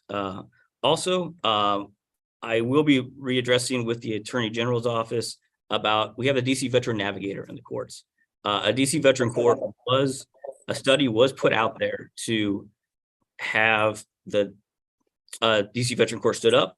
It was viewed, this was back in 2016. It was viewed as not needed. I believe it is needed, so I will be addressing that and also assist with our at-need veterans. That's great news. Thank you. Save me a question later. Mm-hmm. Okay.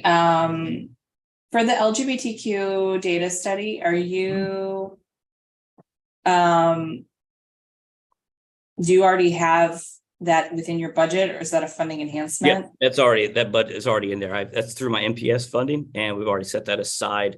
The actual RFP is going out through PASS. It's in there right now, and we're shopping vendors for a solution here in the next month or so that we can get this going. Goal is to have, by this time next year, I want to have that study for you.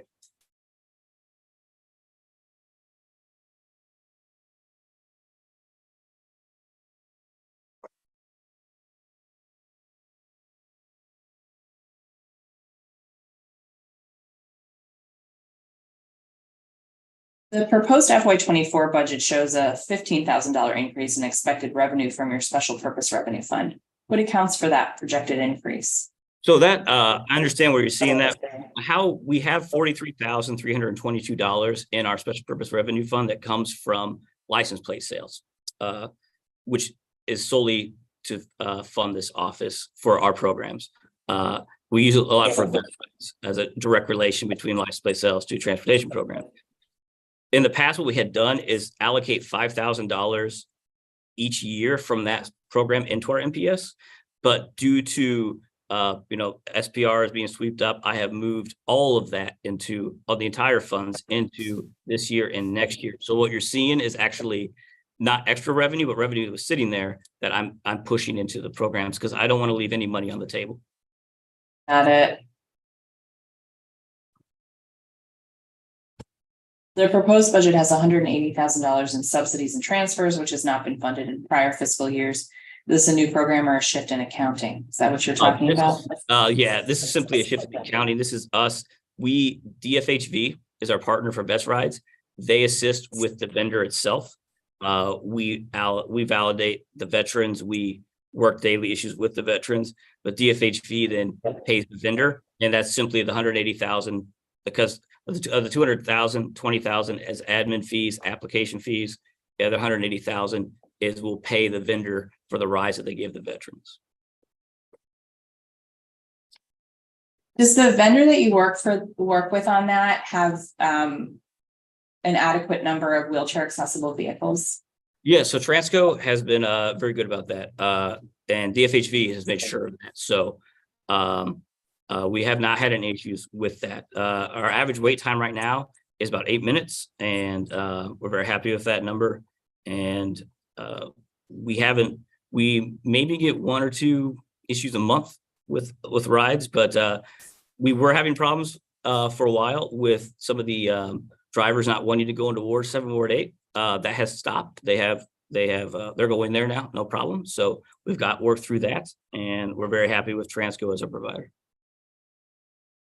They give you any pushback in the beginning regarding making wheelchair accessible vehicles available? No, DFHV ensured that the vendor they chose that was in there when they bidded on it, they knew they had to have it. That's very helpful. Thank you. This is an issue system-wide, and I'm curious why we can make one vendor do it, but not others. So I will take that up with someone else, not you. Okay. You mentioned in your testimony that qualified veterans receive 10 free ride vouchers per month to any DC location. That number was 6 as recently as our last performance oversight hearing. So what changed? So what we did is we had it as the pandemic was going. We saw a lot of veterans being responsible, and they weren't using the ride share as much. So we were leaving some money on the table. Once the pandemic really, came to an end, and we had opened up unlimited rides, we saw a massive spike in October and November. We spent about almost $80,000 of our funds. Luckily, I was able to move 100,000 of my MPS that I had into already 200,000 because I want to make sure this program has no gaps throughout the year. So we moved that in, and I had to limit it from unlimited to 6. And then Transco is very good. Every week they give me numbers. I have real-time tracking I can check. Then we saw the rides slow down, and I realized that at 6 ride vouchers, if we kept that going, we'd probably be leaving about 40,000 on the table by the end of the year. So we were able to manipulate the numbers and figure out that we could go up to 10. Just off of the last 3 months rides. That's great. We'll change it again, but the goal is to, max out that fund. So it's not going to change the cost of the program. It's just about utilizing the funds you have available. Yeah, don't want to leave anything behind. Is $200,000 the total Vets Ride proposed budget for FY24? Correct. Yes. And that has always been until this last year when we did unlimited. That's why we had to add a little more because of that 3 months of kind of an explosion. But 3 years before, it had always been 200,000. Okay. And how many rides do you project that's going to cover? That will cover 11,250 rides. Very specific. Yeah, that based off of our max rides. So Transco has a max that they can go. It's $16. They know that. And then our average ride is between 12 to 13. So that's how we get a rough number. You mentioned that last year you had to shift funds into Vets Ride to cover costs. Do you think this new budget will avoid that needing to happen again? Kind of just talked about that. Yeah. What is the per ride cost of the program? You just did that. 12 and average is 12 and 16 is the max. Okay. Sorry, you're getting ahead of me here. It's good though. It's good. Do you track how many individuals in Vets Ride max out their allowed rides per week?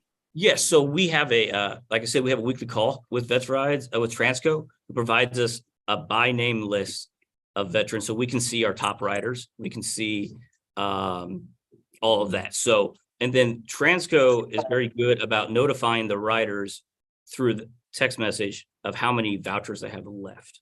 So they know for that month. It's because if they know that, maybe they have a medical appointment at the end of the month and they need to save up 6 of them for that, they know what they have. So they keep them aware on that now, especially with the application. But Transco is very good about sending out blast information. Like when we changed from the 6 to 10, a message was sent out every day for 10 days, right before we made that change. Great. Excellent. The FY24 budget has a proposed reduction in other services and charges of $165,000. Does that impact any services, or is that funding that's shifted to subsidies and transfers? A little bit of both. We know that with MPS, we have a lot of good events that we do with our partners. So we haven't needed to max out our MPS budget for events. So I can put more into vets rides, but a lot of our events, like our DC Hires Vets with DCHR, some of the bigger agencies, we work with them to do a fair share of the cost, and we're able to save money in that way.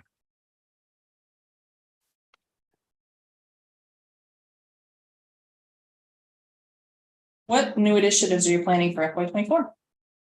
I think the biggest one is going to be seeing what comes out of this data study with LGBTQIA, with that needs assessment.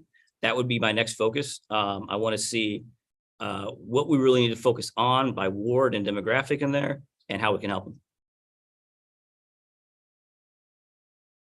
Are there any programs or initiatives you plan to sunset or discontinue? No, not at this moment.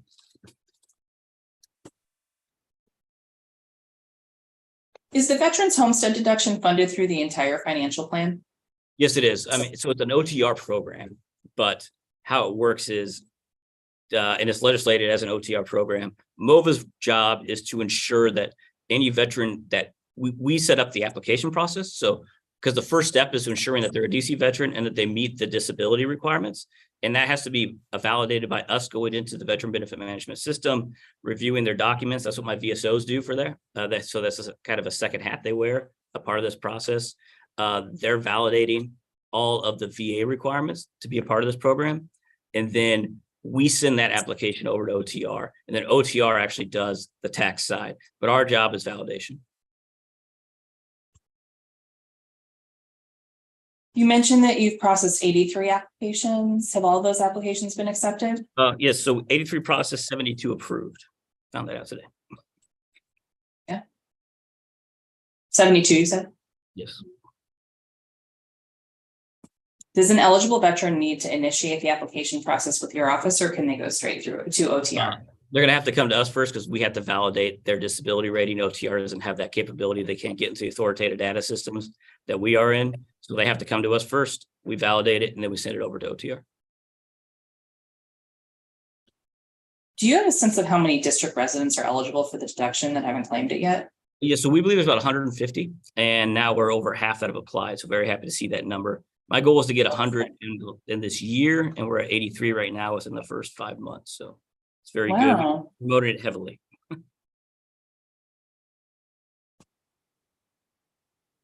It's great. I also wanted to ask you, I'm just thinking holistically about the recruitment challenges that we have with MPD, and wondering if you work with any veterans who might be more interested or enticed to go work with MPD if some of their years of service in the military counted towards their years of service in the force. Oh yeah, so because for example, I was able to move, some of my retirement over to DC government. There is definitely interchange. The DoD is very good about allowing that. I don't know the exact relationship between MPD and the DoD. And then with the DoD, you got to remember that you have active duty DoD, and then you're going to have the reserves. So you're going to have the DC National Guard. And DC National Guard here is actually military police, a lot of them. So there is a very natural movement there if they want to do that for their day job. And with the Guard, it's 30 years for retirement with active duty is 20 years for retirement. So there are some variables, but I think it would be a very good relationship to establish for recruitment. I mean, that they're trained in all aspects of law enforcement, especially if they're on the ground. Like myself, coming from the infantry, most of my infantry buddies ended up being police officers or prison officials. So it's an easy transition. Great. Thank you for that insight. I appreciate it very much. And that is all I have for you. Thank you very much. Thank you. Then I'll be joined by Reverend Thomas Bowen, Director of the Mayor's Office of Religious Affairs.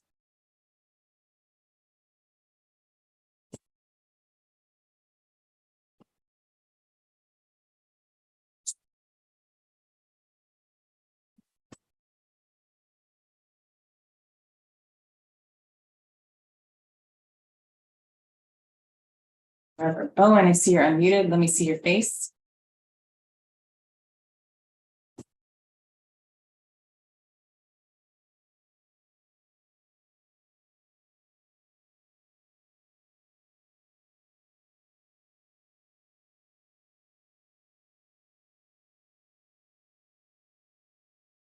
There you go. All right. Raise your right hand. Do you swear or affirm under penalty of perjury the testimony you're about to give to the Committee on Public Works and Operations is the truth, the whole truth, and nothing but the truth? Is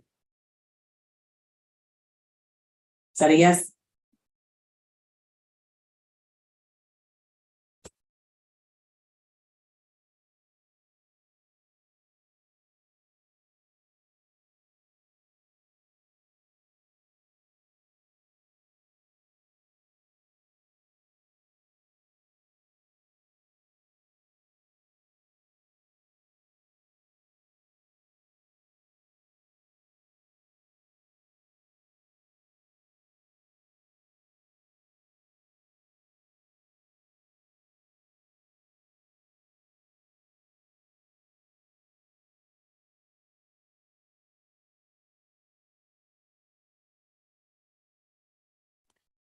Councilmember, can you hear me now? Yes. All right. I got your affirmation. You may begin your testimony. Thank you. Good morning, Councilmember Nadeau, members of the Committee on Public Works and Operations, and residents of the District of Columbia. My name is Thomas Bowen, and I consider it both a privilege and an honor to serve in the executive office of Mayor Muriel Bowser as Director of African American Strategic Engagement. In this capacity, I oversee the Mayor's Office on African American Affairs and the Mayor's Office of Religious Affairs. I also collaborate with and oversee 3 commissions: the Commission on African American Affairs, the Commission on Father, Men, and Boys, and the Mayor's Interfaith Council. I'm here today to talk about the Mayor's proposed budget for the Office of Religious Affairs. First, I would like to take the time to thank Mayor Bowser for her continued support of and belief in the faith community in the District of Columbia, a belief in a faith that informs the expectations that she has of me and the faith community at large. Additionally, I would like to take this opportunity to thank the many members of our community who have expressed similar sentiments, who know from personal experiences the value of an involved and vibrant faith community in the District of Columbia. Mayor Bowser's proposed fiscal year 24 budget reflects what we are hearing from DC residents about their priorities and how we can better ensure all residents have access to safe and dignified housing, how we can make our roads safer and continue to rethink how we use public spaces and commercial corridors, especially in the downtown area. It makes big investments in our young people through our schools and facilities, but also through significant investments in early and out of school activities. While we fight for a fair shot for all, we're equally fighting for a fair shot for faith spaces, leaders, members, and allies too. Efforts to empower our faith leaders have resulted in various trainings and partnerships where faith spaces have been able to mediate everything from migrant assistance to gun violence prevention in more vulnerable communities. This year, Moore was able to co-host an active shooter preparedness training that resulted in 200 plus participants engaged in training to inform leaders how to best defend space and protect their congregations should any acts of violence take place. Moore maintains commitment and focus on increasing the involvement of the faith community in alignment with the goals of the mayor's administration to create pathways to the middle class. The mayor established the Interfaith Preparedness Advisory Group, IPAG, as a joint effort among the mayor's Office of Religious Affairs, the Metropolitan Police Department, and the Homeland Security and Emergency Management Agency. I am pleased to be a part of the IPAG, where we encourage dialogue with the district's faith-based organizations to enhance preparedness for all types of hazards. By providing such a platform, our FBOs have been able to exchange information collectively and with professionals concerning vulnerabilities, best practices, and preparedness measures related to FBO's congregation and/or facility. This partnership has been pertinent to the survival, recovery, and success of our faith communities, who've often been burdened with defending their space against acts of violence, hate, natural disasters, and unforeseen challenges like COVID. The budget is sufficient to continue funding for the important work of IPAG. Chief of Staff Lindsay Parker will testify separately about the overall vision for the Executive Office of the Mayor, where MOCA resides, and several MOCA offices will have separate hearings. However, I want to highlight several programs that will continue or expand in FY24 under the mayor's proposed budget. Our office will continue to partner with the district's government agencies to bolster outreach, provide feedback, and inform residents of key district-wide efforts to address our residents' most pressing concerns in public safety, health and human services for the vulnerable, our children's educational aspirations, transportation and environmental developments, and housing affordability concerns. We will continue to do just that.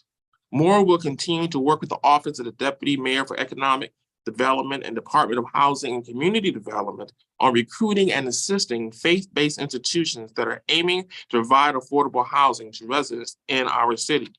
We have identified and continue to work with faith-based organizations that own property and encourage them to develop their existing resources into affordable housing.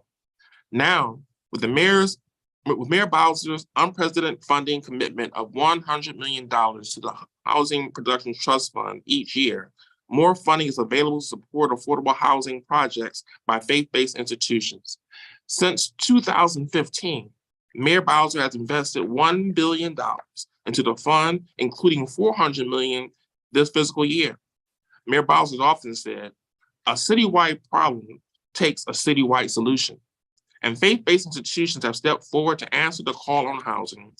Working with enterprise community partners, we're proud to offer technical assistance and grant funding to faith-based institutions at the earliest stages of delivering housing aligned to our 36,000 homes by 2025 goal.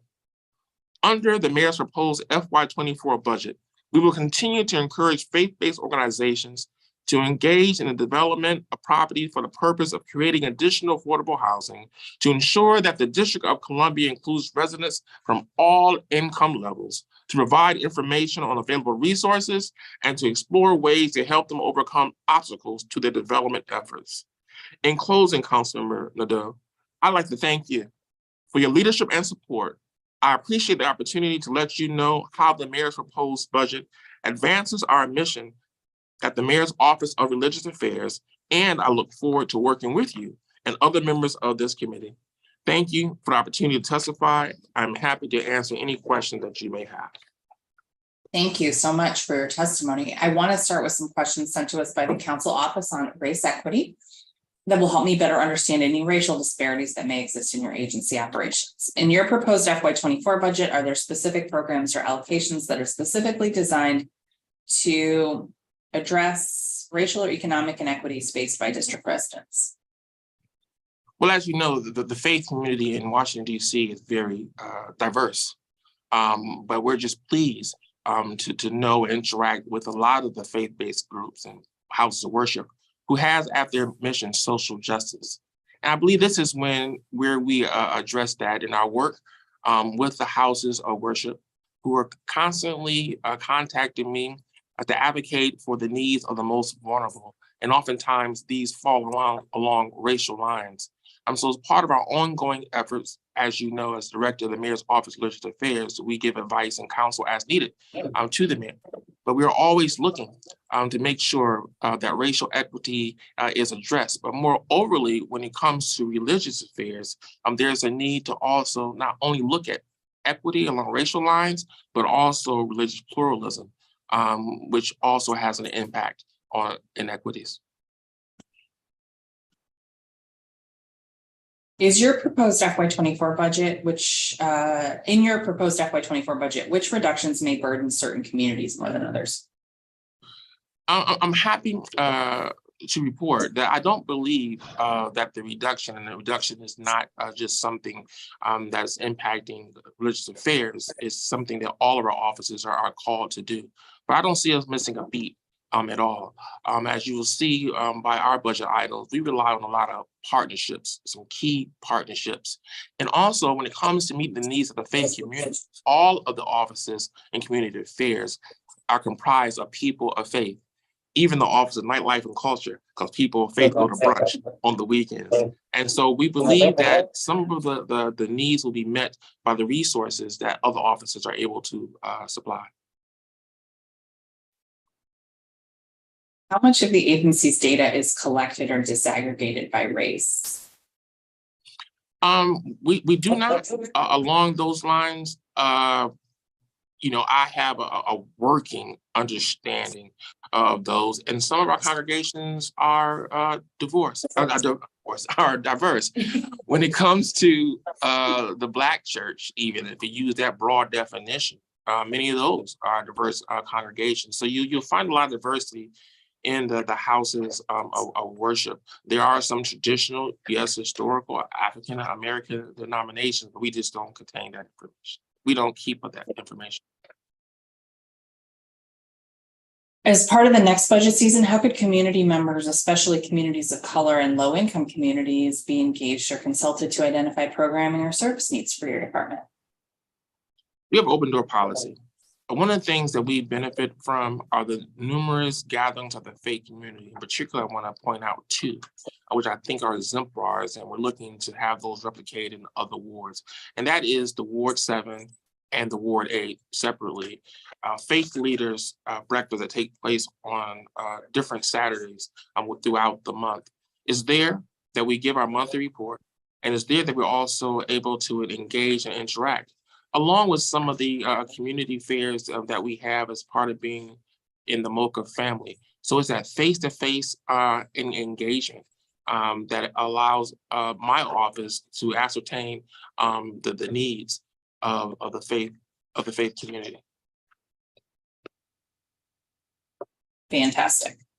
I'd like to follow up on your testimony about continuing work with DEMPED and DHCD to encourage faith-based institutions to develop new affordable housing. How has that work evolved since it began? Well, there's a lot that we learn, and it all centers on trust when it comes to interacting with houses of worship and getting them to get involved in our efforts to produce more affordable housing. Land, as many will point out, is not something that's being created more of. And it's not only the trust with government, it's also the trust within the congregation, because some of those decisions are made at the congregational level. At the present, there are churches who are part of the cohort with Enterprise Community Partners, 10 to be exact, and they're all at different levels. Shiloh Baptist Church, where I have membership, Berean Baptist Church, and Southwest Tabernacle Baptist Church have been working with the Office of Planning around issues around zoning. Allen AME Church is at a different stage. They're ready to break ground on part 2 of their senior housing. Our goal is to get people to the point of moving dirt, but we also know that there are folk who are at their early stages. I myself have been invited to meetings of trustees and boards to talk directly to the congregants about how they can become more involved. But we're working with various congregations at different levels of development. Have there been any new projects in the pipeline due to these efforts? As I mentioned, there are 10 houses of worship that are actually involved with enterprise community partners. And those are the ones I believe are most prepared to get to the point of moving dirt and beginning projects. But most recently, I've interacted with congregations who say, look, we've heard the mayor's appeal. We have property. How can you help? And so we're looking to engage with those individuals as well.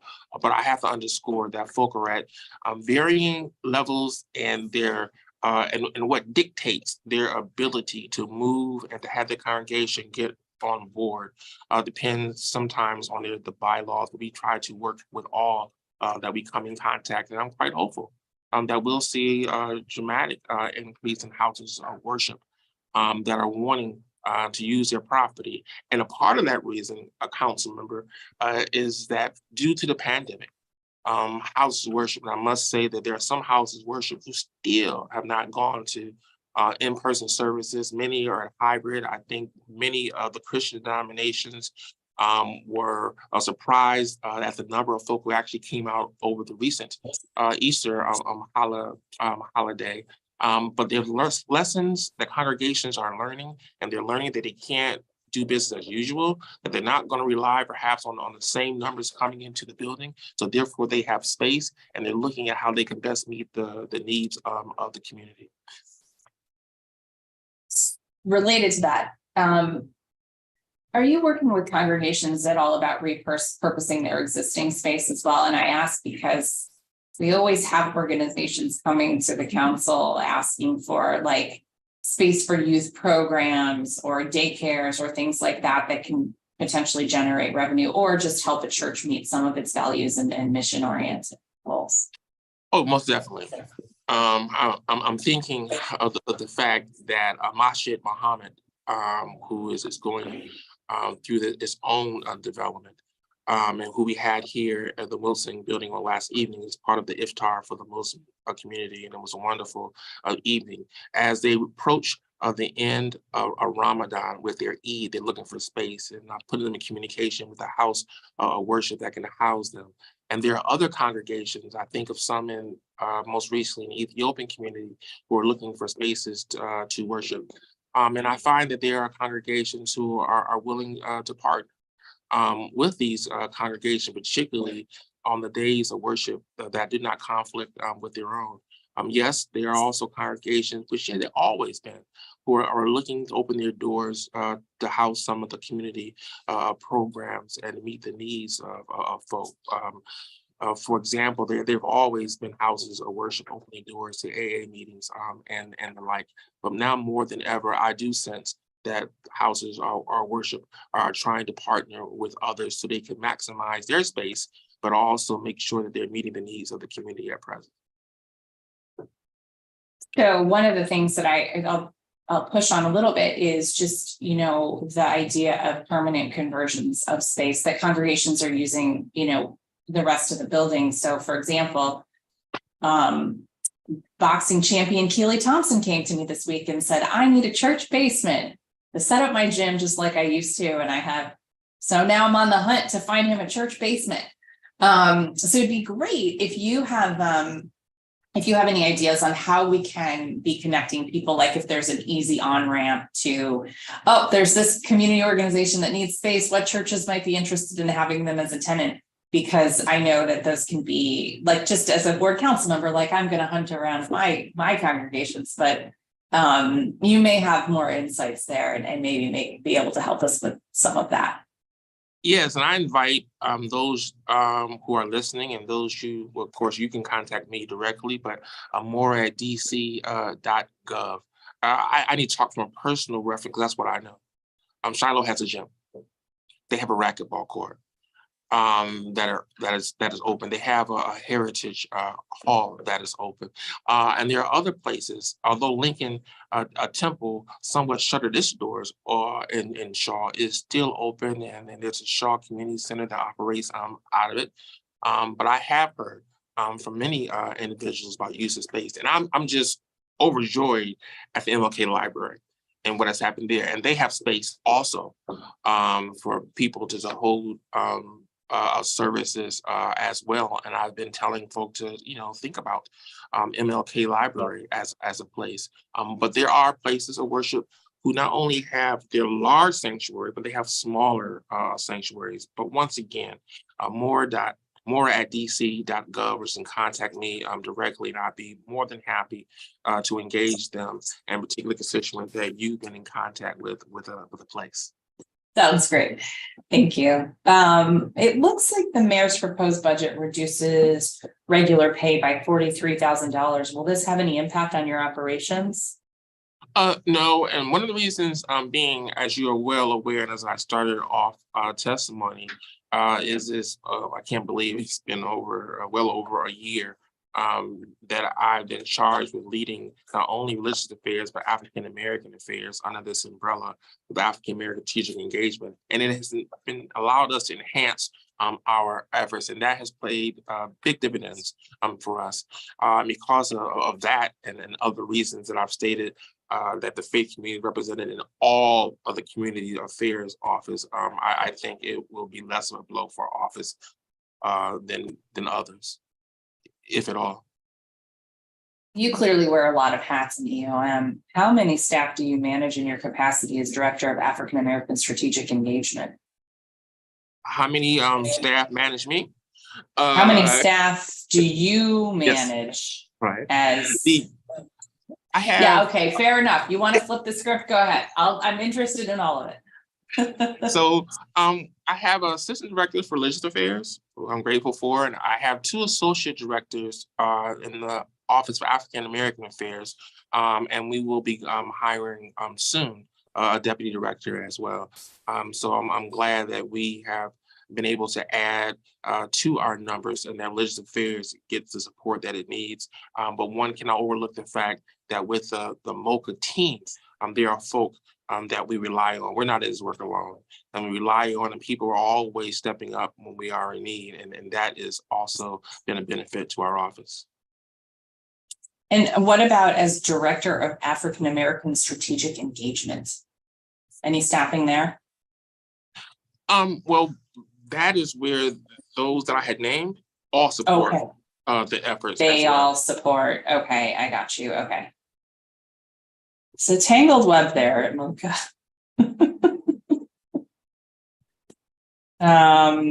The Commission on Fathers, Men, and Boys have not had a dedicated budget from its program code since FY21. Is that because those functions have been absorbed elsewhere in the budget? It is a part of our Office of African American Affairs. And once again, there are the partnerships that we're able to build to help with the financial needs and programs and things that we are trying to do. We're forever partnering. Recently, we partnered with the Mayor's Office for Senior Citizens Affairs, and that's how we had our Father's Rights workshop. But we're able to make the most out of the taxpayers' resources that we are allotted to make sure that the needs of father, men, and boys in our city are addressed. Thank you. What's the overall budget needed for the Interfaith Preparedness and Advisory Group? Will that continue to get FEMA funding? Well, it's a partnership that we have with HZEMA as well as MPD. I'm very grateful to HZEMA for their leadership. When it comes to the FEMA grant, which the deadline is coming up, I believe, on the 21st or 23rd next week, and we do have a webinar related to that HZEMA will be leading on tomorrow. But the FEMA grant is an annual grant that we, at the request of Mayor Bowser, have been working with houses of worship to make sure that they apply. We've been grateful for the last 3 years to have on average about 10 to 12 congregations receiving the average of $100,000. And I think we're on track this year for successful grants once again. Fantastic. Thank you. That's all I have for you. Well, thank you, Councilmember. Have a wonderful day. You too now. Thank you. We will now be joined by Jaber Bowles, Director of the Mayor's Office of LGBTQ Affairs.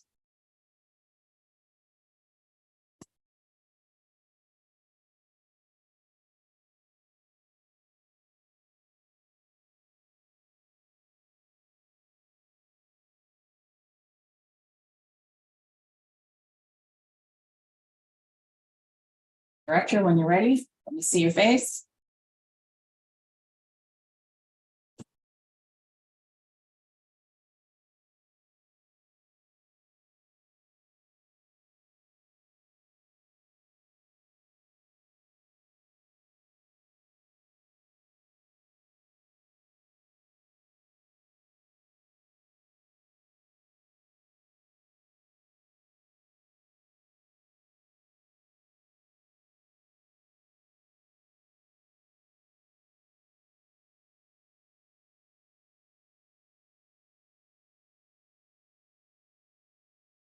Ready, raise your hand. Do you swear or affirm under penalty of perjury the testimony you're about to give to the Committee on Public Works and Operations is the truth, the whole truth, and nothing but the truth? I do. You may begin your testimony. Greetings, Chair, Member Nadeau, council members, and community members. My name is Japer Bowles. My pronouns are he, him, his, and I'm proud to serve our LGBTQIA+ community members and allies as Mayor Muriel Bowser's Director of the Mayor's Office of Lesbian, Gay, Bisexual, Transgender, and Questioning Affairs, known as the Mayor's Office of LGBTQ Affairs. I would like to thank my team and the mayor's office. I would also like to thank the tremendous community members and leaders who serve as our appointees to the advisory committee on the mayor's office of LGBTQ affairs. As the principal advocate for the lesbian, gay, bisexual, transgender, queer, questioning, intersex, asexual, pansexual, two-spirit, and other gender expansive community members and allies in government, I am extremely proud of our leadership and unyielding support for our community from allies in Mayor Muriel Bowser, the DC Council, ANC commissioners, community leaders, and nearly 700,000 DC residents who are always fighting for statehood. Unlike other jurisdictions that ban the art of drag, that demonize our transgender and gender nonconforming community, and break up LGBTQIA+ families, we support, we empower, and we celebrate and honor our diverse community. I am proud to be here today to showcase how we will continue to lead and deliver for our nearly 60,000 LGBTQIA+ DC residents in FY24. Mayor Muriel Bowser's administration and the budget she submitted is focusing its energies and the district's resources on addressing the concerns about public safety, providing safe and dignified housing for all, and making transportation accessible as we continue to rethink how we use public space and commercial corridors downtown. This budget makes big investments in our young people through our schools and facilities, but also through significant investments in early learning and out-of-school time activities. With this proposed budget, Mayor Muriel Bowser is doubling down on her commitments to ensure that Washington, D.C. builds back better and provides opportunities for all, and to ensure that our offices can provide each and every Washingtonian with equitable access to D.C. services. This FY24 Fair Shot budget acknowledges the economic realities that we face. And by prioritizing most critical investments needed to make DC a place people want to call home, do business, and visit. The Mayor's Office of LGBTQ Affairs, like the other 13 offices in the Mayor's Office of Community Affairs clusters, serves as a direct link between the residents and the government agencies that provide resources and programming to our communities.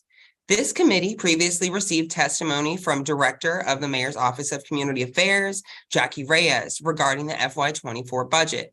But I want to reaffirm to the committee and the community that the Mayor's Office of LGBTQ Affairs is working hand in hand with the Mayor's Office of Community Affairs to ensure that we maximize impact and leverage resources. From the Pride Parade to the high heel race to strategic and administrative support, MOCA is there to support us delivering for our community.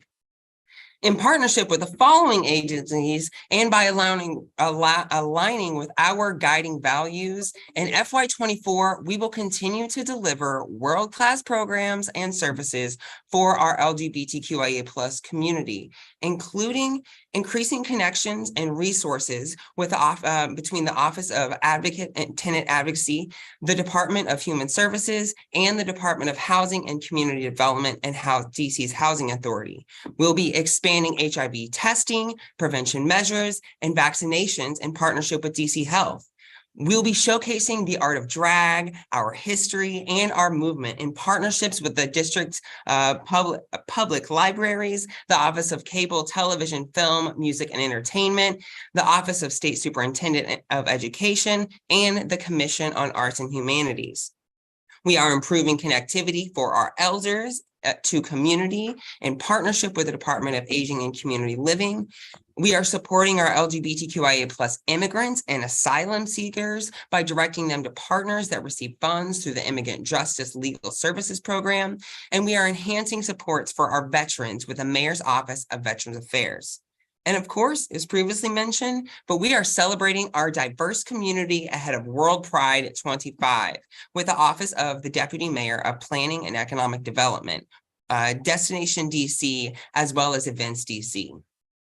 The Mayor's Office of LGBTQ Affairs is leveraging these partnerships with these key agencies to build sustainability and resiliency into all of our LGBTQIA+ investments and dedicated programs. By working together, we are and will continue to be the District of Pride. The FY24 budget presented by Mayor Bowser supports the Mayor's LGBTQ office and DC's comeback. I am confident that the Mayor's Office of LGBTQ Affairs will continue to deliver for our residents. We will continue to host or co-host well-attended and impactful events that connect residents to resources. We will continue to celebrate our community and provide high visibility and dedicated space through our community outreach activities. We will publicize LGBTQIA+ funding opportunities and provide capacity building grants for our CBOs and businesses. We will help our community find housing resources. We will provide trainings and we will help with housing navigation. We will also provide cultural competency training for our DC government colleagues and our housing providers. And the Mayor's budget enables us to provide and continue to provide exceptional constituent services and resource coordination. We support the Mayor's effort in taking back downtown best by supporting the community's effort in preparing for World Pride 2025.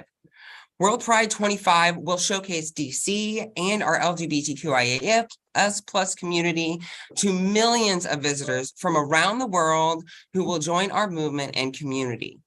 World Pride starts with our history-setting Black Pride. It features an LGBTQIA+ sports tournament and human rights conference. It celebrates us in the nation's capital. And it ends with one of the largest rallies for LGBTQIA+ rights on the National Mall in the nation's history. In FY24, the fiscal year one out from World Pride 2025, the Mayor's Office of LGBTQ Affairs will continue to partner with community-based organizations and key agencies to build capacity to make this event a historic celebration of our 50 years of pride in the nation's capital. Doing this work now and expanding partnerships will ensure that the maximum number of visitors and comfort for our residents. Supporting this event and similar events for our LGBTQ+ community and allies translates into tourism sector revenues and larger tax revenues that enable the district, including our office, to provide world-class programs and services, like our dedicated housing specialist, which DC is still one of the only jurisdictions in the nation, if not the world, that has this type of position. We are focused on bringing DC residents back to downtown through partnerships with our housing agencies and community-based organizations. And through housing and these partnerships, we are also building pathways to success.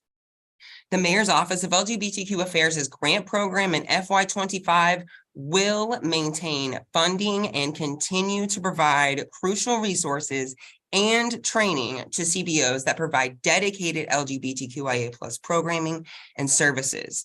We are proud that in partnership with DHS, the LGBTQ Homeless Youth Training Fund will provide more funding for cultural competency training and will likely include additional partners, updated materials, and advanced courses. FY24's successful LGBTQIA+ community development grantees will be focusing on bringing back downtown. They will be focused on building students' pathways to success, focused on growing our middle class, and focused on improving the safety of our DC residents and visitors. These grantees will empower our LGBTQIA+ community, and they will receive numerous capacity building grants and trainings and other supports. We know that there is more work to be done, but we are putting in the hard work. Unfortunately, nationally, our LGBTQIA+ community and rights are being attacked in jurisdictions far and near. DC is the district of pride, and it is our core to the Mayor's Office of LGBTQ Affairs and Mayor Muriel Bowser that the safety of DC residents be a key focus.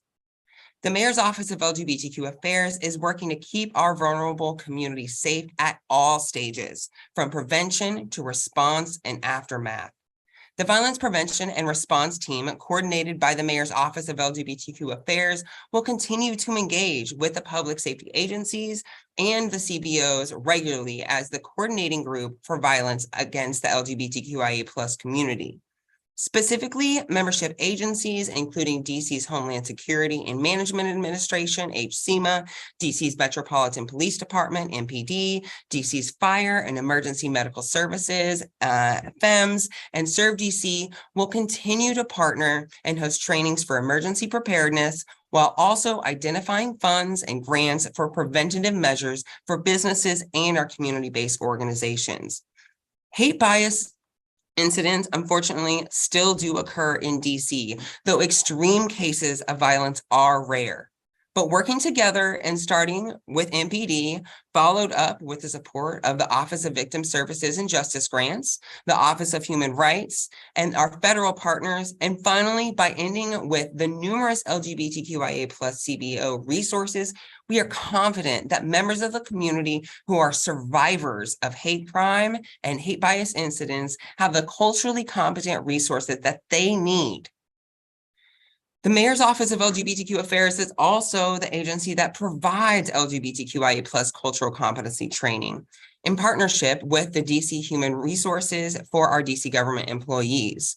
This bi-monthly training provides our government agency staff with the tools that they need to empower and support our diverse LGBTQIA+ community. This cultural competency training and culture of respect of our community is crucial to making government services accessible for everyone. Supporting our community is also part of our DC values, and it is pivotal in the battle for DC statehood. When federal leaders demean our community and support laws and rhetoric that strip away our rights, we double down on LGBTQ resources. Because of our diversity, our support for social safety nets, and among other things, racism, DC is uniquely punished with lack of full representation in Congress. So for our allies out there, support for statehood is a voice in support of our LGBTQIA+ community. Supporting statehood supports the art of drag. Supporting statehood supports the largest LGBTQIA+ community per capita in the nation. It supports Black queer excellence. It supports our trans youth, and it supports celebrating our community for nearly 50 years. We will continue to be out and proud and showcase to the world how government can support and empower our community. Mayor Muriel Bowser and the Mayor's Office of LGBTQ Affairs stands with the community and leading the charge for more LGBTQIA+ rights and resources federally. And this administration places an emphasis on the importance of addressing these issues to build a better future for DC and the nation. Mayor Bowser is proud to have such a well-resourced office, and she empowers me and our staff to keep pushing. So I'd like to thank the DC Council and thank you, Chairmember Nadeau, for your support, and I'm happy to answer any questions you may have. Fantastic. And we have been joined by Ward 5 Councilmember Zachary Parker. who I would be glad to recognize for an opening statement and then just have you jump into your 10-minute round. Thank you, Chair Nadeau, and it's great to see you, Director. I must say, I've sat through my share of these, and I think you give the most enthusiastic statement and hearing response. So thank you for that. I appreciate the energy. I do have some questions. One that I want to note is a discrepancy in the budget book that I would love greater clarification around. If I'm looking at table AA04, it suggests that there is a proposed budget cut in fiscal year 24 of $34,000 roughly. Yet if you read further back in the budget book, it talks about there's a reduction of $931,667 to account for one-time funding appropriated in fiscal year 23, and 500,000 of that was grants supporting your office. So how do you just square those things, the drying up of the one-time funds, yet they're only seeming to be a reduction of about $34,000? Yeah, thank you for that question, Councilmember Parker. We don't anticipate any reduction in services. The $34,000 that is represented in the budget books is essentially repurposed to support services. Support services, I'm sure, as you're aware, provides support for events and procurement and additional programming for all of the EOM cluster. And that's where that funding has been represented. And then if you look further in the book, it is only a $34,000 reduction, which I and our office supports, particularly as it is a tighter budget this year. But we're proud that, we are going to be able to continue programming in FY24, similar to what we're doing in FY23. Okay, and so the 932,000 reduction, 500,000 of which went to grants, that will discontinue, and that is under a separate line item I'm noticing for the removal of one-time costs. Can you just speak to what types of grants you were able to award with the $500,000? Certainly. So our grants are aligned with Mayor Muriel Bowser's priorities, particularly focusing in FY23 on out of school time funding. So making sure that there's programming for our LGBTQIA plus youth outside of the school time. As mentioned in previous testimony, we helped fund an innovative outreach program for our LGBTQIA plus Latinx community that better connected folks to resources. The same with Joseph's House, being able to connect members experiencing homelessness, particularly our LGBTQIA plus youth, directly to folks and agencies like the Department of Human Services, as well as Department of Employment Services. A majority or the most concrete funding is our cultural competency training grants, which are provided to LAYC as well as the Wanda Austin Foundation, and they will continue. There is actually enhanced funding in FY24 due to the MOU process with DHS for more cultural competency training. So those are some of the programs. We do, again, have arts, health and human services, out of school programming, really a full connection. I appreciate that. And do you get a sense that since these one-time funds are now drying up, the impact of some of those, the loss of those grants might have on these organizations? I notice a lot of it is around cultural competency and work, providing services, all of which is very important. Are there other services within the mayor's team, your office, or elsewhere where folk continue to receive these supports? Certainly. So to just state, our cultural competency training funding will actually be enhanced. And we will be expanding funding. I can get you the exact numbers after this hearing. And that was due to a renegotiation with the Department of Human Services.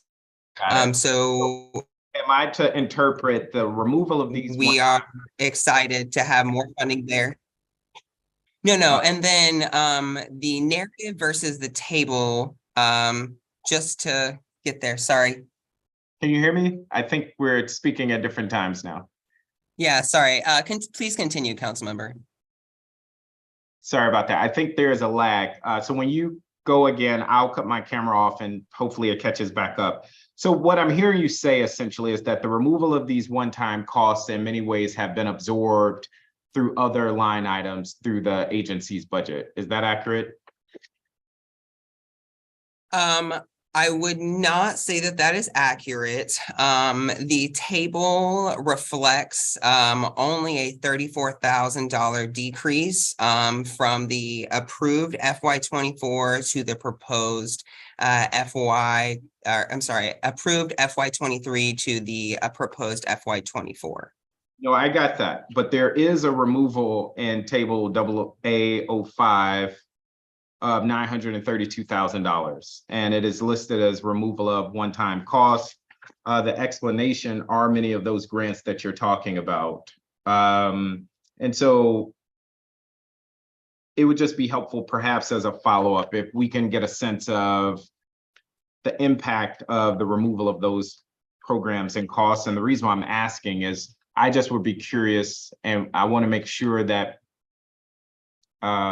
organizations that you're partnering with that may rely on those grants continue to have the support needed to provide the services that they are providing.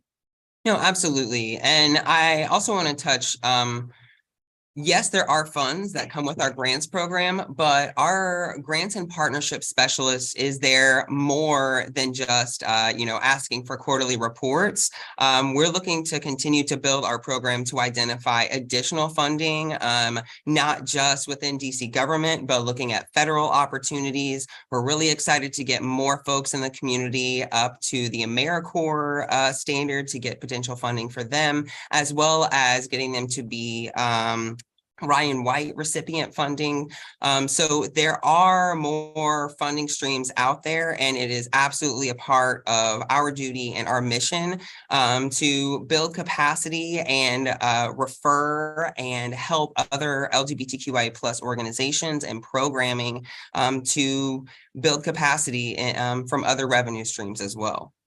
This week in the hearing with DCHA, we heard that costs to start up and launch the LGBTQIA targeted vouchers was going away. And I would love from your sense and the work you are doing in your office to get a sense of how that work has been going across agencies and how many people were you able to get into housing using those targeted vouchers? Yeah, so we have received, I believe, since FY15, 90 vouchers from DCHA through committee transfers through the budgetary process. And at this moment, we have assigned 60 vouchers. So that means that all of our folks have applied and have been vetted through our agency and now are looking to either be deemed eligible or have been deemed eligible and are now going through the process of finding a space, which of course we help with. And then, of course, once they do find a space, they go through the lease up process, which includes having a verification and inspection of the unit, as well as landlord negotiations.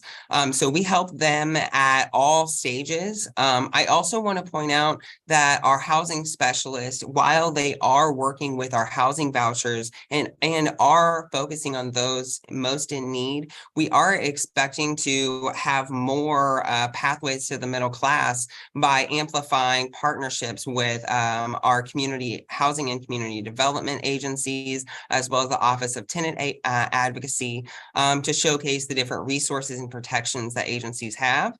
We have a great home buying program, which is an investment that Mayor Muriel Bowser made in the FY24's budget, which I'm sure you are able to champion. So not just focusing on our housing vouchers, but also creating additional housing supports. Yep. And Balance there. But just I appreciate the balance there, both with the vouchers, trying to get people into homes. I want to get a sense of fiscal year 23, how many people were supported through that pipeline, because we do know housing insecurity is a big issue within the LGBTQI community. And I just want to make sure, as I'm thinking across committees, if there's any additional support that we need to target.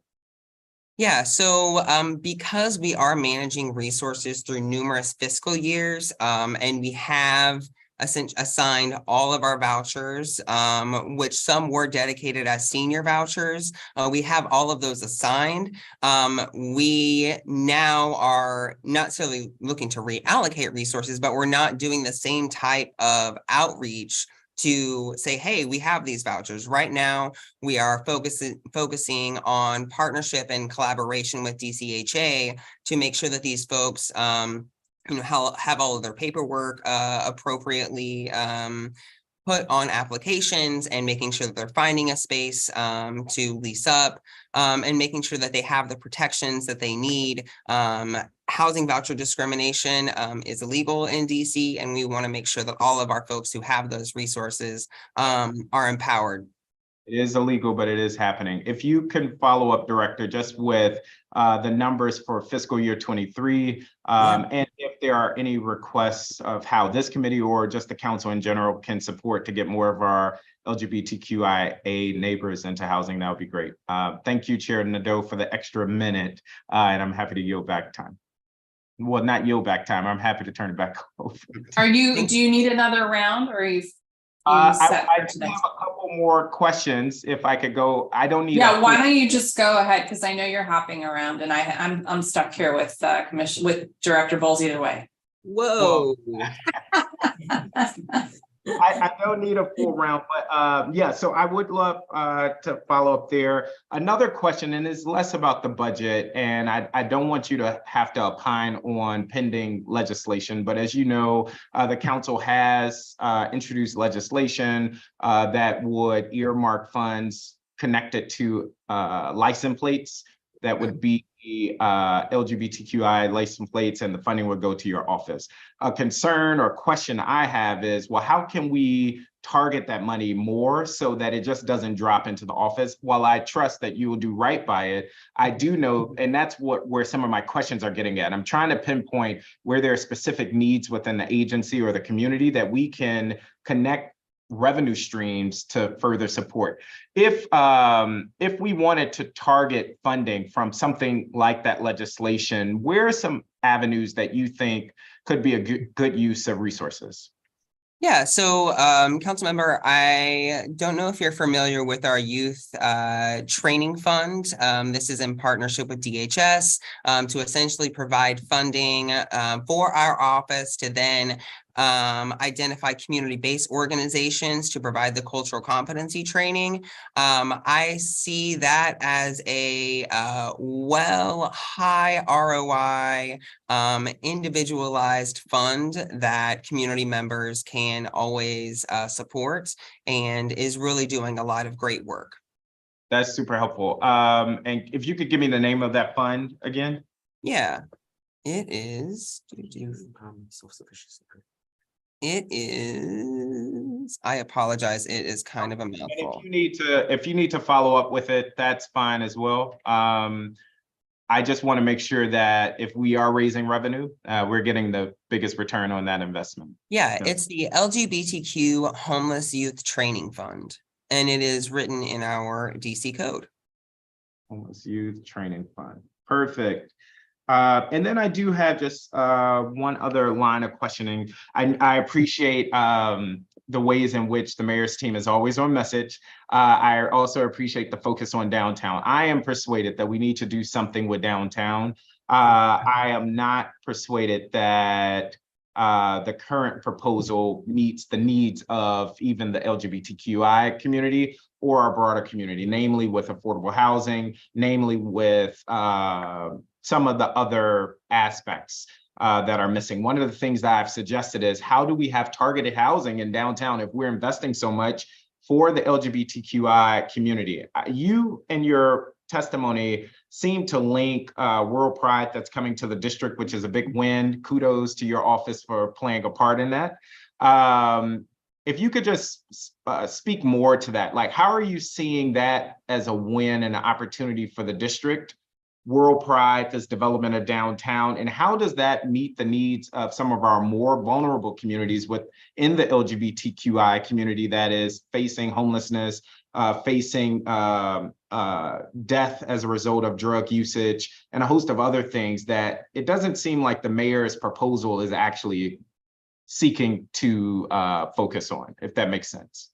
Yeah. So just a little bit more to pull out about what World Pride 2025 will be. 3 to 5 million visitors coming to the DC region. And that, similarly to other large events in partnership with Destination DC and Events DC, bring in revenue that is valued and is utilized for our strong safety nets that DC has and that we're proud of. So I think that there is absolutely a direct connection to folks championing and making sure that World Pride, we can get the most out of it as possible. I especially think looking into... Let me interrupt you. Sorry, Director. Just because I see the clock ticking. So are you thinking the development downtown will provide outlets, opportunities for World Pride, whether that's business, venues, et cetera? Yeah, absolutely. So I was so close to getting there, apologize. Okay. But by essentially focusing and refocusing our city on creating focusing on an event that can bring $3 to $5 million, we will be having to re-envision some of these public spaces. And I'm really excited for the community and this office to engage in all of those public investments that the mayor and hopefully the DC Council will fund to reimagine DC. So whether it be from the commercial property fund to just rededicated space, I know that there's funding and partnership with a re-envision of that the downtown bid recently proposed. So making sure that, these agencies and these organizations are ready to welcome that many LGBTQIA plus folks. In addition, those are jobs that are created. Those are opportunities that we can grow. Tourism is a major supporter of jobs in DC and a major revenue generator. No, I love that. And I think that's a point Will made. One of the things I've heard from some LGBTQI businesses is also the need for short-term leases. And I hear that as something that your office is also looking at, and I would imagine would be beneficial in the downtown area for World Pride, for people that may not want to commit to 10 years, but may want to commit for a short-term impact to help downtown, but also to ensure that World Pride is a success. Absolutely. One last thing I would ask is, we received DC Health's report on HIV rates as well as other STIs. The trend, and I'm just generally summarizing, is that over the pandemic, when we know fewer people sought care, that we saw trends tend upward, and fewer people seek treatment and or seek testing. Just how is your office dealing with this over the next fiscal year? And if you could just point us to investments in the fiscal year 24 budget that will be dedicated towards ensuring that we get those numbers back in the right direction.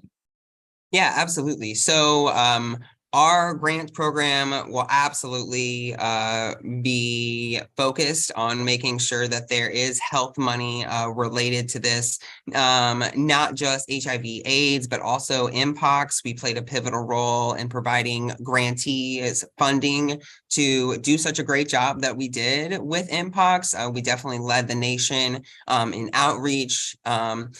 So looking at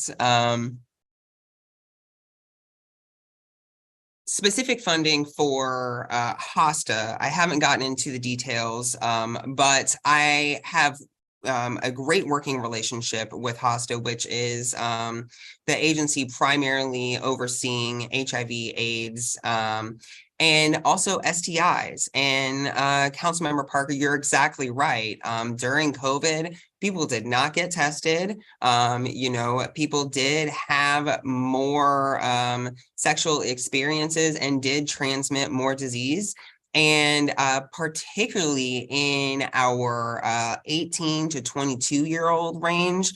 So partnering with DC Health, partnering with groups like Impulse DC and Cascade, which is the LGBTQ Center and at Howard and their affiliate student groups, is really where we'll be focusing.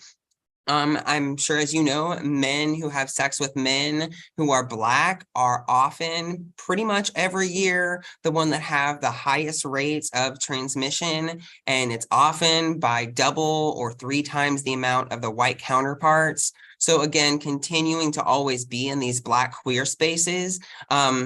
PrEP is real, and I'm so lucky that DC leads the nation in talking about safe sex, safer sex, but also pre-exposure. And unlike other jurisdictions who are actually outlawing it, we are educating people, we are out in the community, and anytime I can amplify the voice of HOSTA and DC Health, we always partner. I absolutely expect them to be out, not just specifically in Pride and in Black Pride, but they're out there in the community already. And I think a perfect example was MPOX. So I know that we will, create a dip, and we will see an increase in testing in this next fiscal year, and just continued partnership with HOSTA and DC Health and our community-based organizations.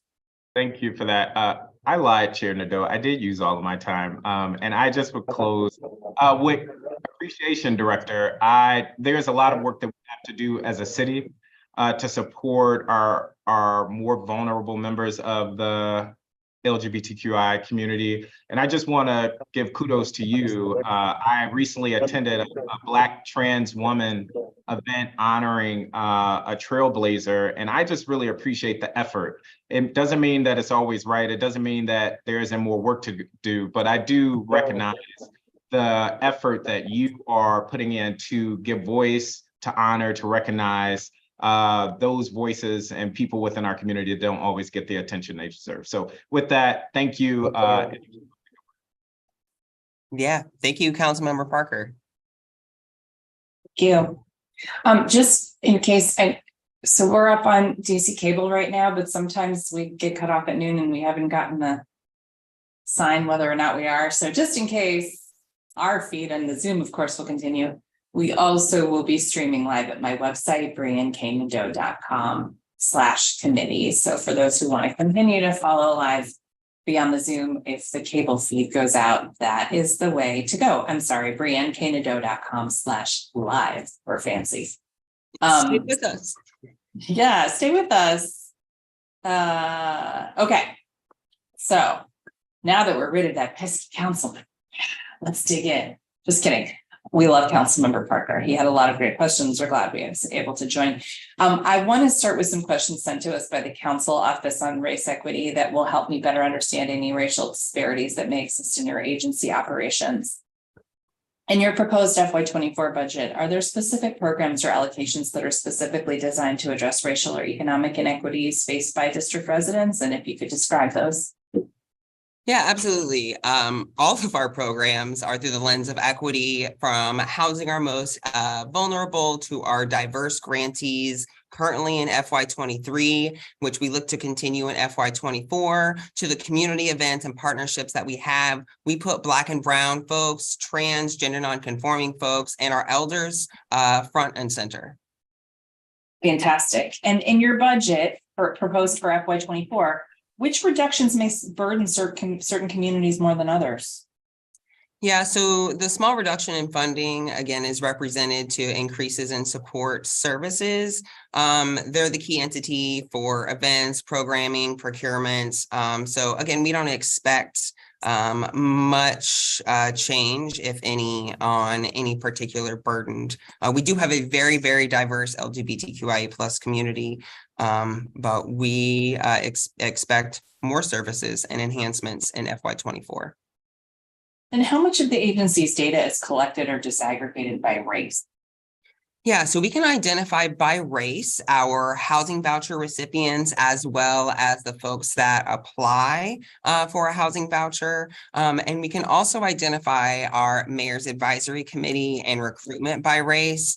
But we collect data on events and programming based off of ward residency, gender and sexual orientation, age, as well as veteran status. But council member, we welcome, we have a continued partnership with Dr. Amber Hewitt from the Office of Racial Equity, and we welcome any recommendation that the DC Council of Racial Equity Office has as well. Great, thank you. Of course. As part of the next budget season, how could community members, especially communities of color and low-income communities, be engaged or consulted to identify programming or service needs for your department? Yeah, so we're one of the most well-resourced offices of its type in the nation, and we welcome and continue to encourage Black and Brown residents, our low-income residents, and our allies to continue to contact us for service. Folks can connect with us using our intake form. They can call us, they can attend events, email, Linktree. They can find us on all social media at DC LGBTQ. And first and most importantly, we're in the community. So we would always continue to empower folks to advocate for more resources, more rights. We are here to continue to lead and be the advocate and advise the mayor on those resources and supports.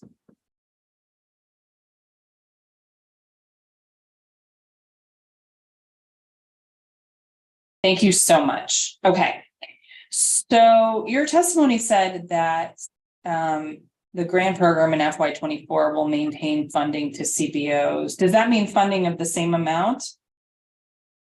Yeah, so there will be no programmatic changes in FY24. As the budget table indicates, there was a minor cut of $34,000, which has been allocated in support of support services.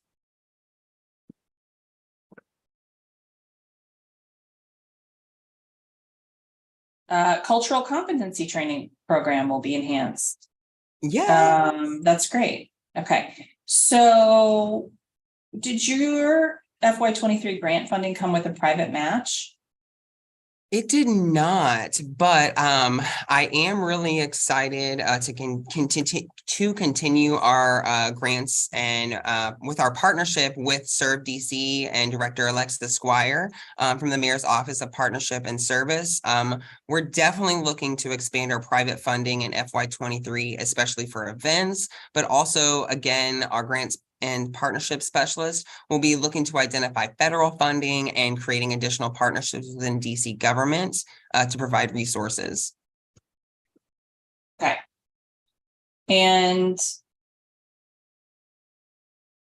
do you have any plans to find alternate sources of private grant dollars other than that? Yes, I would welcome a longer conversation, council member. There are numerous opportunities, particularly looking at Ryan White funding, looking at hate crime funding, looking at additional housing dollars, and really looking at the feds and making sure that I can work with community-based organizations to build their capacity. Some of these organizations already do the near same work that they would be getting for federal funding for. And, sometimes they just need the encouragement, and sometimes they need a training. Sometimes, they need to expand a program. And that's really what I'm looking to do and to continue to do from FY23, but into FY24 with our grants and partnerships specialist. Okay.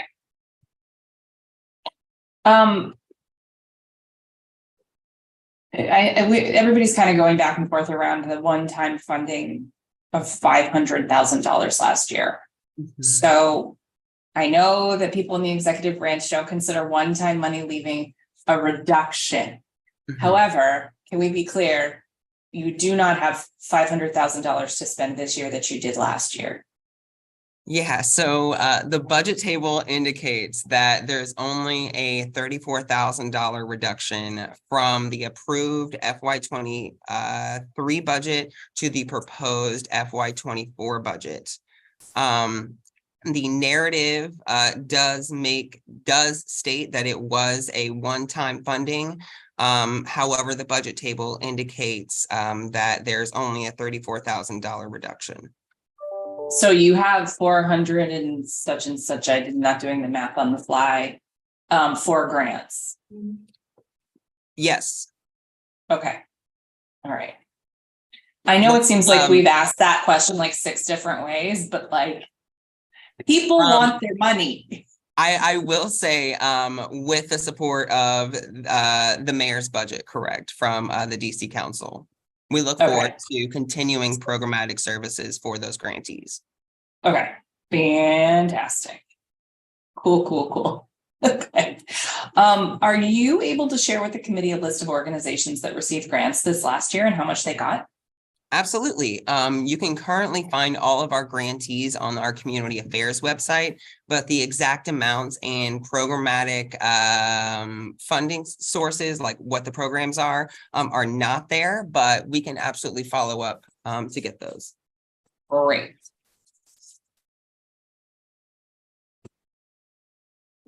How much is budgeted for that youth training fund?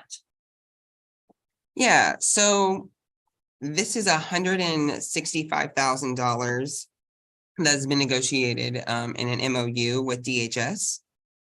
And the youth training fund, because we have a new financial system, I would need to get you the exact specifics of what that all looks like where it is located. It's not in our office, to the best of my knowledge. I believe it is housed in DHS. But that process, I would have to get clarity, but it is for $165,000. Okay. And how much staff time and bandwidth is devoted to planning for events like the high heel race? Yeah, so as you know, visibility is really, really crucial for our community, not just here, but nationwide. So we are dedicated to making sure that our events, as well as other high visibility events like Pride and the high heel race, are amazing events. It does consume and relates to a significant portion of our community outreach specialist time, as well, especially closer to the events, where we would be pulling in other folks, particularly our associate director, as well as myself. We also have a housing and grants folks that would play their roles, whether that be identifying additional partners or identifying new funding for these types of events or programs. But really the lead on events would be our community outreach specialist, followed by our associate director, and then myself. And what about support from the rest of MOCA for these events? Yeah, absolutely. So as I mentioned in my testimony, the high heel race, Pride Parade, they're there to support. Of course, our office does take the lead. Our all hands on deck support for the high heel race in particular. It can't just be 3 to 5 people managing that large event. So, having that additional support, not just person power, but also like the day of, but also the administrative support as well. How are you going to absorb the workload of planning for World Pride in 2025 with your existing staff resources? Yeah. So I will, as you heard in my testimony, we are one of the lead organizations, but I would also look at Events DC and Destination DC, DMPED, as well as the Mayor's Special Event Task Group. And also to denote that this is a Capital Pride Alliance's event, and we are the government and strategic partners. We are, and I'll just say an active pitch, we are recruiting advisory committee members, and we are being targeted and making sure that we have folks who can add skills and resources to support us, to support the mayor, and to support DC ahead of World Pride 25. So the buck stops with National Capital Pride Alliance? I apologize. Can you repeat that question? So the buck kind of stops with the National Capital Pride Alliance. They're the ones running it, and government is providing support. Correct. Okay. And we are very much engaged. We're a part of essentially their planning and initiative committee. I know that they will be, I don't want to get ahead of them, but they'll be rolling out numerous opportunities, seeking additional community leadership and input for all of the things. So please stay engaged because we will need, it will be a much larger effort for support. Fantastic. The committee was recently alerted to issues with the DC Combat Sports Commission, specifically overregulation and high costs imposed on events, leading to many pro wrestling events created by and for marginalized groups being shut down or moving out of the district. Is this an issue your office has been engaged on? Yeah, and I don't know if you're aware, but DC actually has one of the largest and most engaging and active LGBTQIA plus professional wrestling leagues in the DC region and nation. We do have an advisory committee member who is extremely plugged in and is working with those folks. And I've actually enjoyed the league and performances a few times, and I was really sad to hear from them directly, but also to read the article that came out. And I would like to work with the community as well as the different government agencies and your office to continue to support queer wrestling. It brings in a lot of spectators and is something that we should be leaning into. So anything our office can do, whether that be mediate or facilitate and better connect, we really would like to keep queer wrestling in DC. Awesome. After budget season, we're going to be bringing some people together, so we'll make sure to keep you in the loop on that. Thank you. We appreciate it. Awesome. Okay. At the performance oversight hearing, you reminded the committee of the 40 new vouchers allocated for matching by your office in FY22. You also noted that you have housed or issued vouchers for 29 LGBTQIA plus neighbors.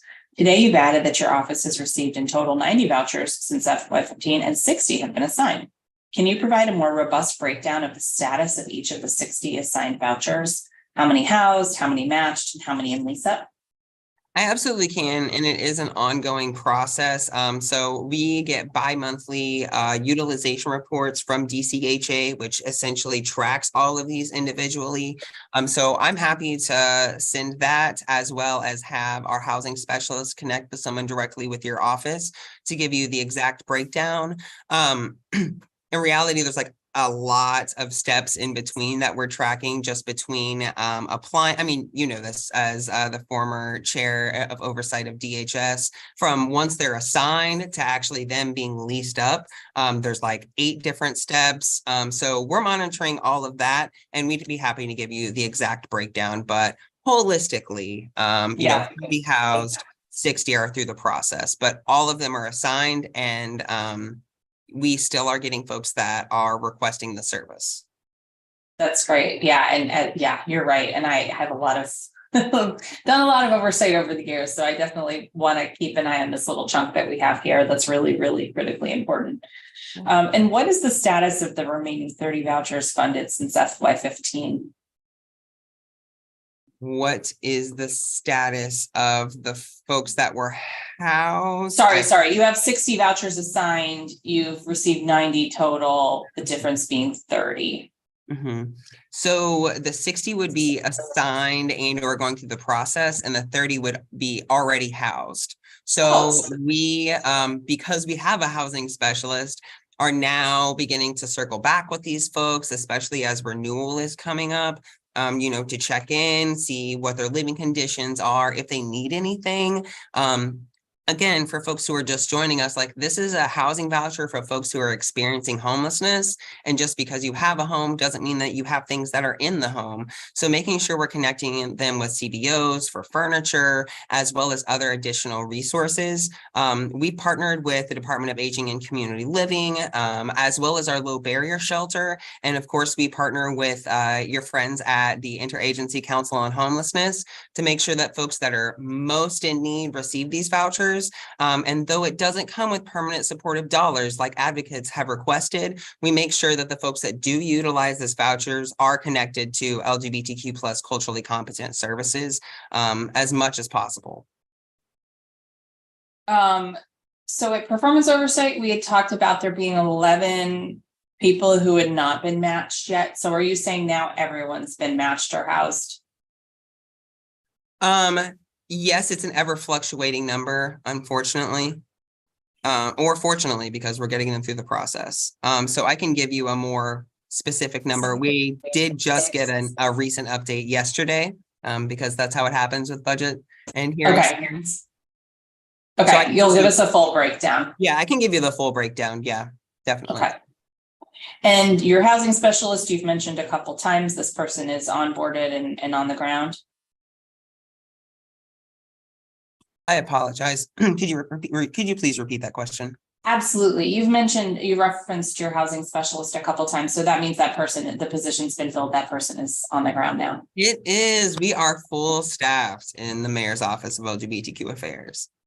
And are there any other staff in your office or across district government that focus on matching your constituents with housing resources? The folks at DCHA have been doing, our eligibility specialists have been doing a great job.